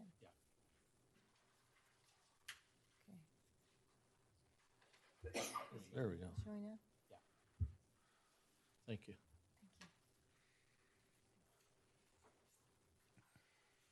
The motion passes with Councilmember Luébanos voting no. Mr. Mayor, very briefly, and members of the council, I want to thank you for your confidence in the city team. Once again, passing the budget. It has been a long effort, and we believe that we've put together a very sustainable budget going into the future. I thank Carolyn for her hard work, and all the other department heads and their staffs that have done a tremendous amount of work putting this budget together. Linda Swan in my office has been my right-hand person to I hope, putting the budget together. She's recovering at home, feeling ill, but we do miss her, and I just want to thank the council for their confidence in the document. Thank you. Mr. Mayor, members of the City Council, next on the agenda is item 10A, City Council Member Reports. All right. I think we've been gone a long time, so this is going to take a while.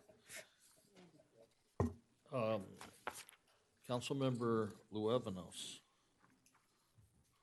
I'll keep mine short. Okay.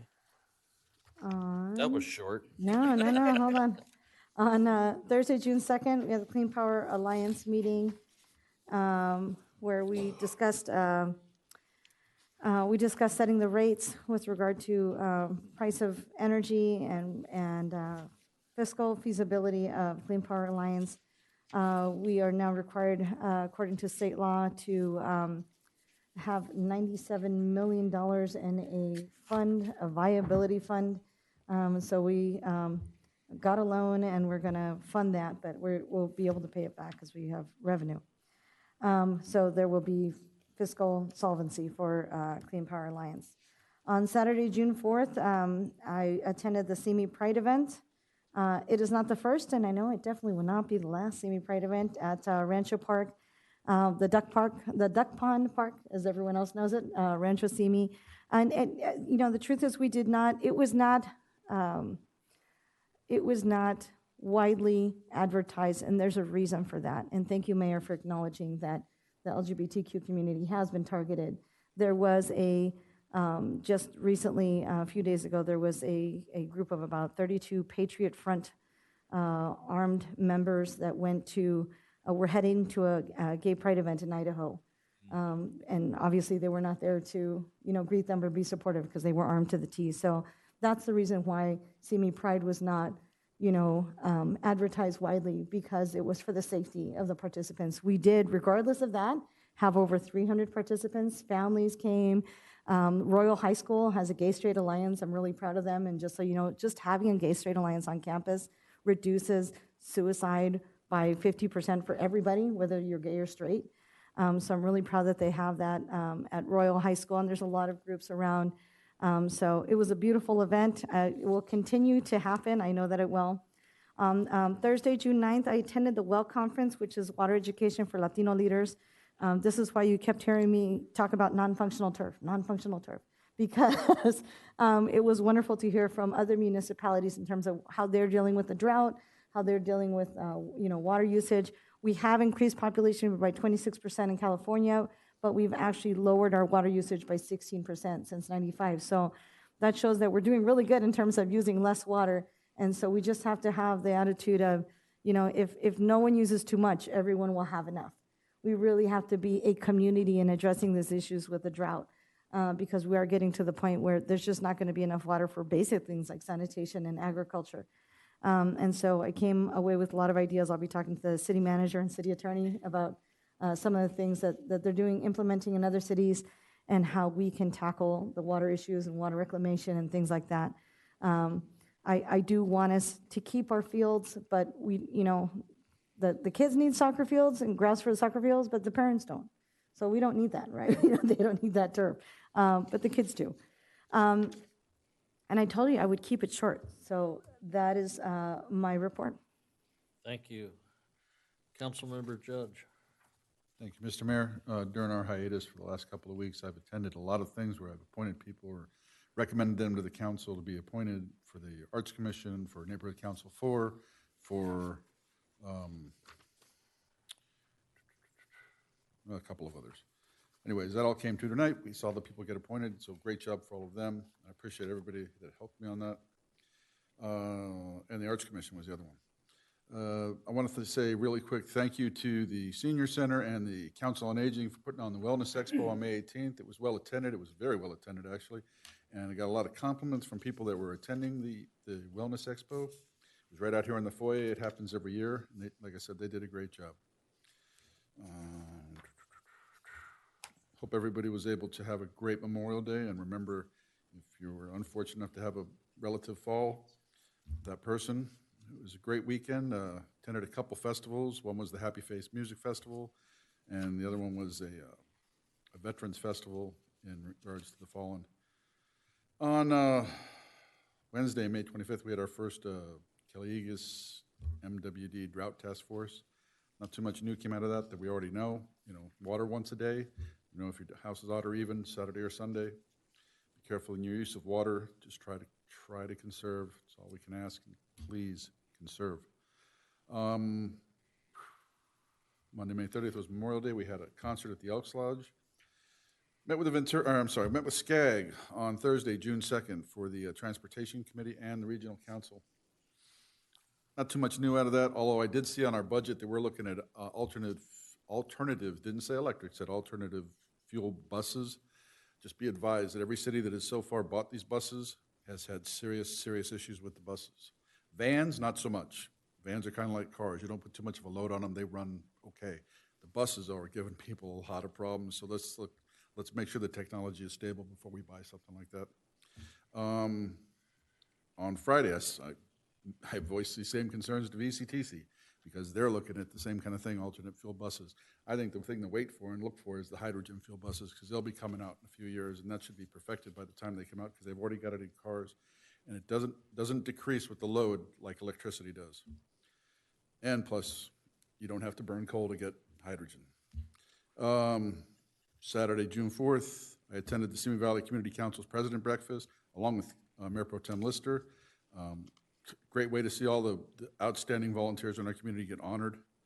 Earlier that morning, I was at the Ron Helis Run here at City Hall. We had 400 bikers out there in the parking lot, all riding in honor of Ron Helis. He was the sergeant from Ventura County Sheriff's Department that was killed in the line of duty at the borderline shooting. So that was a great show of support for him and his family. His wife was there. It was great. Our police department was out there in force saying hi to everybody. Richie Lou was giving speeches, mentioned the chief. Chief was on vacation, I think. So it was a very good time. You guys did a great job.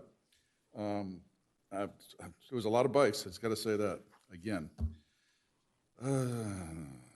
And today I had a Council on Aging meeting. It was also attended by Mayor Pro Tem Lister. That's my report. Thank you. Thank you. Councilmember Kavanaugh. Thank you, Mayor. On Tuesday, May 17th, I, with Councilmember Judge, we did our neighborhood council interviews for 2 and 4, and one of our elected for 4 is here visiting, so welcome. On Thursday, May 19th, I had the EDC regular board meeting. We have a lot of stuff coming out of there, and I will have a better presentation, I think, next month. We have some special stuff coming up. On Saturday, I just wanted to say on Saturday, May 21st, thank you for all those that went to the Ventura County Animal Shelter and did the Build-A-Beds. It was supposed to be from 9 to noon. I was going to go out there. They were done by 10 o'clock. They built 208 beds. So, I mean, it was great. They're dog beds, you know, but yeah, I saw a video of Jackie Rose, who's the director there, thanking everybody, going, oh my God, we're done. So it was congrats and thank you to all of those people. And congrats to our new, we had some new senior police officers sworn in on the 23rd, so congrats to them. I was at work, so I wasn't able to attend.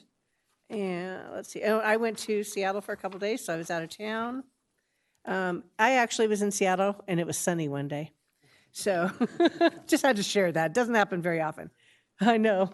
On June 1st, I attended the EDC Executive Board meeting, and they are one of the winners of the Pacific Coast Times Best Place to Work. So they're very, very excited that the employees there, and they're being celebrated on the 23rd at Santa Barbara Zoo. So congrats to Bruce Sensley and his entire crew. They are awesome. On Saturday, June 4th, I had the pleasure of taking my grandson to the library for the summer reading kickoff. It was awesome. There were a lot of people, and so they have a reading. They have a lady read a couple of books for the kids. They're sitting around, they can sit on their floor, they can sit with their parents. Then they had crafts for them to do. And my grandson's 2.5, so there were bubbles on the patio. That was his favorite thing. And then outside, Kiwanis had a nice hot dog stand, so you could get hot dogs and have lunch. So there were a lot of people sitting out there and having lunch. But our library does so much. Kelly Bealey and her staff just do fantastic. And you could tell by the people that were there, they go all the time. So it's not just somebody going once. They join the summer reading program because the kids can get prizes. And they enjoy all the different activities. So it's not just for reading. Our library is really a lot of fun. I probably won't take my grandson, though. I was exhausted afterwards. So, and I think that was it, other than Mayor Pro Tem and I, Mayor Pro Tem Litzer and I attended a thank you on Saturday the 11th for one of our newly elects. So, which was very nice to see. There were 400 people, I think. So a lot of council people from all over the county. So it was kind of good mingling time. There were so many of us that didn't introduce us, which was probably nice for everybody. Was there any drinking involved? No. The beer and wine in one room, and no, there was nothing. No, but it was a great time, and it was in a local new ranch here in town that is starting to do events. So Wolf Creek Ranch, which is very nice. But we were debating: is it Thousand Oaks or Simi? Oh, he's in the county. Oh, darn. We were, Moorpark and I were arguing. We said, no, it's in Simi. But it's a beautiful facility. Brandon Wolf, I believe his name is. It's a nice new facility and opportunity for our community, put it that way. So that's the end of my report. Thank you. You're welcome, Mayor Pro Tem Lipscomb. Thank you, Mayor. I will tell you, as I reviewed what we've done, what I've been involved in the last several weeks, I came to a really appreciation that our community has so many wonderful opportunities and events. And so I will run through it. I'll try to fly through it quickly. May 18th, also the Wellness Expo was fabulous. Also attended the Simi Valley PTA, PTSA awards, and it was great to see and honor the outstanding volunteers that help with school and PTA. Also toured the waste management recycling facility. If you haven't seen that, I would recommend it. It really is incredible to see what they're doing out in Sun Valley, Sylmar, with our waste. Thursday, May 19th, I had the fun of attending Sinaloa's portfolio review and got to sit down with some middle schoolers and really appreciate all that they are doing in their growth and development. A wonderful program that's done at our middle schools. Saturday, May 21st, I dashed back from a wedding in Big Bear because I wanted to attend the arts festival that was taking place at our parks. And this truly was an arts festival where they had visual artists, they had music, they had other music and dancing going on. It was just a lovely festival here in Duck Park, whatever that's really called, Rancho Susana. Anyway, it was lovely. Yes, that one. Also attended that evening Royal High School's musical Funny Things Happen on the Way to the Forum. What a phenomenal performance that was put on by Royal High School. May 23rd, Monday, I did appreciate the opportunity to attend the swearing-in ceremony of Casey Nicholson, Randy Van Winkle, Travis White, Tyler Stanley. Congratulations on their new senior police officer positions. Also had an opportunity to interview a neighborhood council perspective person with Councilmember Lovenos, and also attended the Lou Roth Awards, and that was put on by the Simi Valley Ed Foundation. I will tell you the Lifetime Achievement Award, and I'm going blank on her name, but a wonderful math teacher that teaches at Apollo High School, and she is even choosing, even though her husband, they've moved away, she's choosing to teach one more year because she's so dedicated to these students. And it just speaks to the spirit of Simi Valley and those who are here. Wednesday, May 25th, I had the fun of attending the special luncheon held at the Senior Center in celebration of Older Americans Month It was a happening party, let me tell you. Great food, great music. They know how to have fun there. Later that evening, had fun interviewing with Councilmember Levinos for Neighborhood Councils 1 and 3. Appreciated that. May 26th, Thursday, I attended VCOG's Administration Committee meeting where we did some scheduling. I'm also attending an open house at Wood Ranch Elementary. Like I said, we have an amazing community. Lots of people doing lots of things. June 3rd, was able to represent the city attending the Mountain View Elementary School retirement celebration where we honored Sandra Atkins, who is retiring after 25 years. Also gave a certificate to Terry Johnson at Wood Ranch, who opened when that elementary school opened. She had a classroom there and has taught in that same classroom all the years of Wood Ranch's existence. And bless her heart, she's retiring this year, just as her grandchildren hit first grade. There may be something to that. But anyway, I know that our district is filled with wonderful people retiring. So thank you to all the wonderful educators that we have and all that they do. On June 4th, attended the Community Council, as Councilmember Judge mentioned. It was a great way to celebrate all of our volunteers. Monday, June 6th, volunteered and helped with the Simi Valley Ed Foundation golf tournament. I'm not a golfer, but I learned much, and it's always good to see funds being raised for education. Attended the Youth Council meeting on June 7th, and they were being recognized for all the great things they're doing, and it's time for a new Youth Council to be selected, and so that's all taking place. Wednesday, June 8th, attended the Task Force on Business Development, also the Veterans Foundation. A couple things I want to mention with both of those. Tomorrow, June 14th at 4 o'clock, in honor of Flag Day, the veterans are having a special ceremony at the Veterans Courtyard there at the mall. And so everyone is invited to, as they retire and place new flags, to join them in celebrating. So that's tomorrow, the 14th, I believe at 4 o'clock in the afternoon. 4:30? Is it 4:30? Thank you, Mayor. Okay. Yeah, I just talked to Tony tonight. Oh, I appreciate you saying that. Okay, 4:30 tomorrow. And also, the Task Force on Business Development, one of the attendees is a representative from Moore Park. He expressed the event that they just had where they honored their top tax producers with a luncheon and the 5 largest employers and the hotels. Anyway, I thought that might be kind of fun to have something similar for our city. Anyway, Friday, June 10th, attended with Councilmember Judge the grand opening of with the mayor, Anya Urban Yoga. Am I saying that right? Ajna. I worked on that. Yes. I thought it was a drink. No, Ajna. Anyway, we are great things happening. I did want to share today, as we attended the Council on Aging's meeting, one of the things they chose to do was to, their mission statement's been in existence probably for over 20 years. They chose to vote and approve a new mission statement. I just wanted to conclude by reading what that new mission statement is of our Council on Aging. And I have to tell you, you were asking about donating, Councilmember Levinos. When I attended the luncheon, the woman I sat next to said, "This is the best senior center ever, and I've put them in my will because I so appreciate what they do here."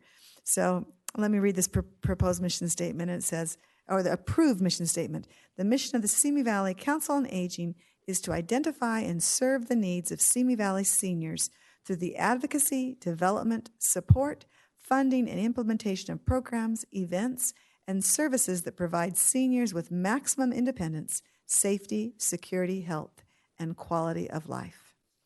And that concludes my report. Thank you. Okay, you took a couple off my list. Sorry. No, that's quite all right. May 19th, I was again privileged to give a tour of City Hall to a group of scouts. It's always a lot of fun for me because I take them into the council chambers and let them sit on the dais and go through some faux hearings. And I think sometimes they outperform us, so I'm a little concerned. But no, in reality, it's nice to take them through, show them the city manager's office. And thank you to the city manager for allowing a group of 8 or 10 kids to go walking right into his office and taking a look, and also to the city attorney who wasn't there that day. But at any rate, it's a lot of fun, and I highly recommend any opportunity to deal with the scouts to bring them here and tour them through the facility. Mayor Pro Tem mentioned tomorrow, 4:30, Flag Day at the Town Center. I also attended the Happy Face celebration. I forgot what exactly the name of it was, but it's another event that the Rotary did, and it looked like a success. A lot of good music and a lot of happy people running around. I'd like to say thank you to the voters who voted on Election Day. It says a lot about a community when everybody votes. Doesn't matter what they vote for, who they vote for. What matters is they get out and vote. I'd like to say to our police department, this thank you across the board in general. And I'm sorry that you sometimes have to listen to people say they want to defund the police when we all know how needed you are and the work that is done. And like I always say, I can go to bed at night and sleep nicely because I know Simi PD is out on the streets protecting us. On Thursday, May 26th, I met with, thank you to the Chamber of Commerce, they put together a meeting with the auto dealers, and we got together at a place called Fun Burger, which is over off Sycamore, real close to Chick-fil-A. Very, very good place, super nice people, and they just bought it, and so I really highly recommend going in and giving it a try. It's another good new food establishment here in Simi Valley. On Friday, May 27th, I had a phone meeting with Congressman Garcia, along with city manager, and just discussions about requests we have made for funding for different projects in the city. And as always, Congressman Garcia is a great guy to talk to and works with us within great detail, and we can understand what's going on when talking to him. And also I went to the summer reading kickoff, and I went to the yoga. I'm not even going to try saying it, Elaine, but that was good. It was up at the Town Center, right in the key where you go towards Studio Movie Grill. Really nice place, and they said you can come in and you don't even have to do yoga. You can just come in and sit down and relax. And I thought, perfect, that's me. And that was my couple of weeks. And tonight, it's time, we do have, 9B? 10B. Okay, 10B, do we have any requests for new agenda items? Yes, sir. It's been brought to my attention by a citizen in the city that there's an issue we have we have an ordinance on the books, and I'd like to bring it back to be agendized so we can discuss it more than anything else, because it's, I don't know if it's timely or what, but it seems like an ordinance that's doesn't really make a whole lot of sense. It deals with sea containers on private property. Sea container are the boxes that you can secure, you know what I'm talking about. I guess the ordinance says they're absolutely not allowed in the city of Simi Valley, and I don't understand why. That's why I'd like to bring the ordinance back so we can be discussed and tell us why that ordinance is that way, because I can't see the difference between a sea container and a storage unit. I don't see the difference, as long as they can be put out of public view. So I'd like to have that brought back. So just for clarification, they're not allowed in residential zones, but they are in commercial industrial if they can't be seen from the street, but we can certainly bring it back if you want. Cool. I'll second that. Thank you. Okay, got it? See him? Yeah, he's got it. Mayor, I have 3 requests. Yeah. I think That's fine, go ahead. The first one, I believe that was already approved, but I just want to make sure that there will be rainbow lights at the municipal center. That's Yes. correct. Okay. My second one, and I went ahead and purchased the pride flag, the inclusive pride flag, that is ready to be flown, as it has been flown at the state capitol. Here it is. It has been flown at the state capitol in Sacramento, Ventura County. They have not had any legal issues or conflicts. No other groups have gone to them and said, can you fly our flag as well? And just a little education, this is the Pride Inclusive because the black stripe represents black community, brown stripe represents brown community. This is the transgender flag, and the rainbow represents all the intersectionality of all the groups within LGBTQ community that have been included. So I am requesting that this be flown at our city council. Okay, I'd like to hear from the city attorney. Well,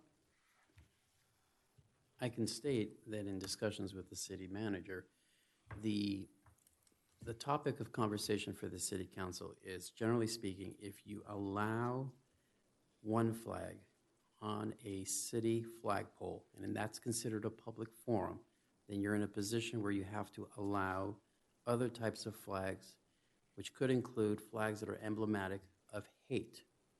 And so there was a case just recently, a Boston Supreme Court case. In essence, in that case, basically concluded that the city of Boston had granted permits in 50 different instances, including the types of groups that Councilmember Luevanos discussed, but there was one group that wanted to put up a Christian flag, and the city of Boston said no. And the Supreme Court said that the city of Boston was discriminating against that particular group, and therefore said it violated the First Amendment. So I just want the council to know that if you allow one sort of flag, you will open the door to other sorts of flags, and I'll repeat, which could include flags that are emblematic of hate. I just want to clarify that the LGBTQ flag is not a religion or a belief. It is an existence. That's correct. And the city of Boston allowed that sort of flag, and those are some of the arguments, I think, that were made, but ultimately the Supreme Court said that that Christian flag was also being discriminated against, and it had to allow that flag. Well, Oxnard and Ventura City, that's why I'm giving specific regional examples. Ventura fluid, City Ventura fluid, Oxnard fluid, the Ventura County Municipal Building fluid. It's flown in Sacramento as well, so, and they haven't had any issues with other groups requesting their flags to be flown. So that's why I'm requesting it to be flown here. I would like actions, to demonstrate. There could be other issues related to those cities, demographics and other circumstances into play that cause those cities to make those determinations. And I'll just jump in. It has been the city's policy to only allow the American flag, the California state flag, and the city's flag to be flown on our flagpoles. So can I get a second for my motion?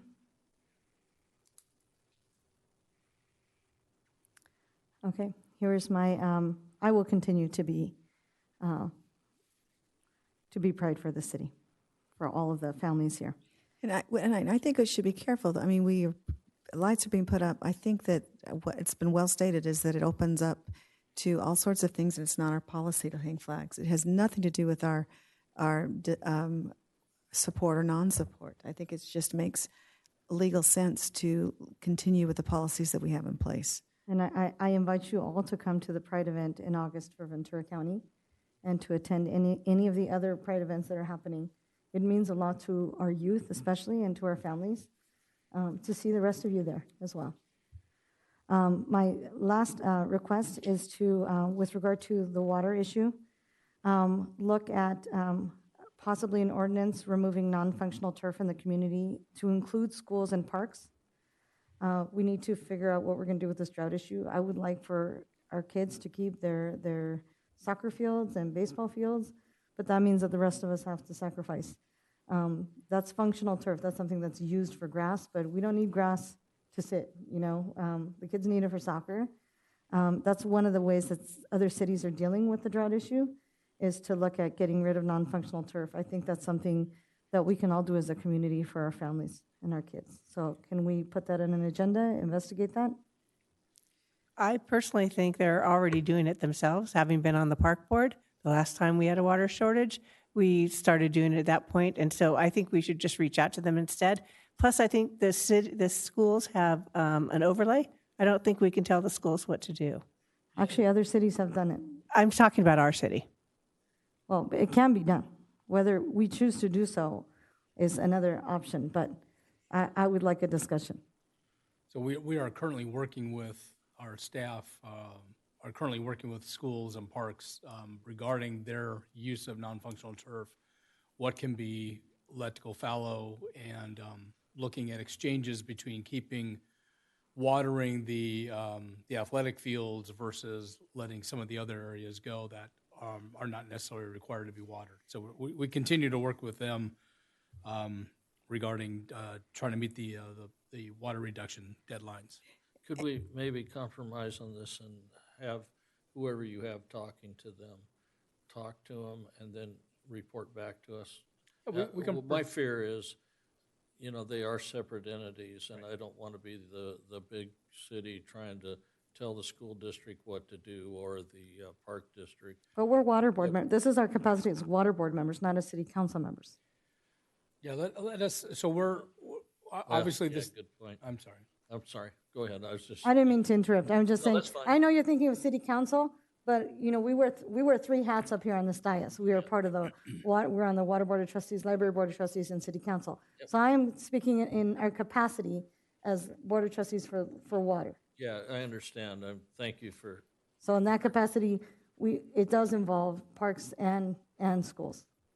So we're just, I mean, obviously this is, the council just adopted the guidelines in the last meeting. We're starting to have those discussions. Give us a little bit of time and let us report back to you. We can provide a memo to council boxes. I can give you this, continue to give you status of our discussions with the school and parks and what steps that everyone is taking, city included, in order to reduce the non-functional turf. Yeah, because I think that's there's critical. There's something there, and I'm not picking on the city, but I mean, when you go by whatever facility and their grass is nice and green and everybody else has to have brown grass. It's a problem. It's a problem. Yeah. So there's something in between. Yep. I also think we should be, and maybe this is part of the report, just be careful too, because although we are over District 8, 2/3 of our city is Golden State, and they have different. We don't. I live in Golden State. As do I, and I think as does Mike. I think that we need to. So theoretically, we don't have purview over the schools, et cetera, that are in that water district per se. And so I think it'd be good to understand what Golden State is also advocating and expressing for their. Well, and to that regard, and I don't want to go too far off topic or on topic, quite frankly, is there are fines that happen at the end of the day. So if water cutbacks aren't happening at the parks and schools, they potentially can be fined. Golden State Water has already come out and indicated their fining process. The city has one too. We're trying to go through an education process as opposed to a fining process. So there is financial repercussions if they don't comply. I'm concerned with enforcement, so. Okay. So yes to a report? We'll provide updates to the city council. Timely updates. Yes, sir. Thank you.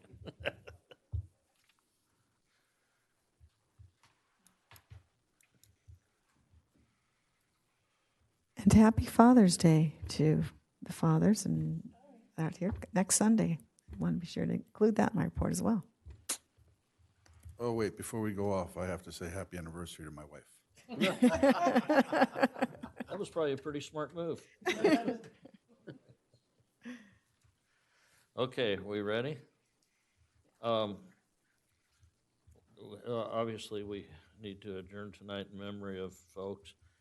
First off, I just want to say I don't know if any of us mentioned Uvalde, Texas, and I just want to share, and I think the city should prepare a letter, and which my guess is they probably have, but at any rate, send something from this council to that council.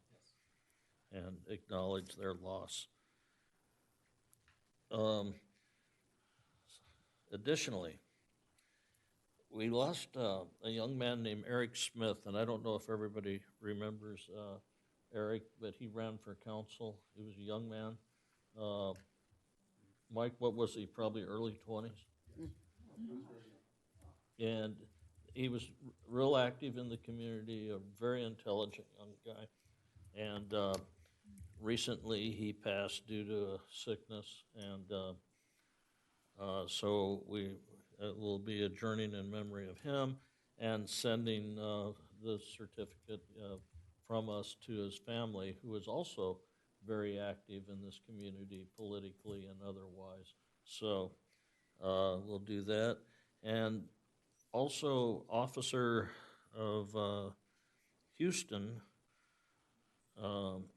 Tipping, wait a minute, excuse me. His Houston Tipping is his name, of the Los Angeles Police Department. And was he the resident of Simi Valley? So we'll send out our regards to him. And with that, tonight's meeting's adjourned.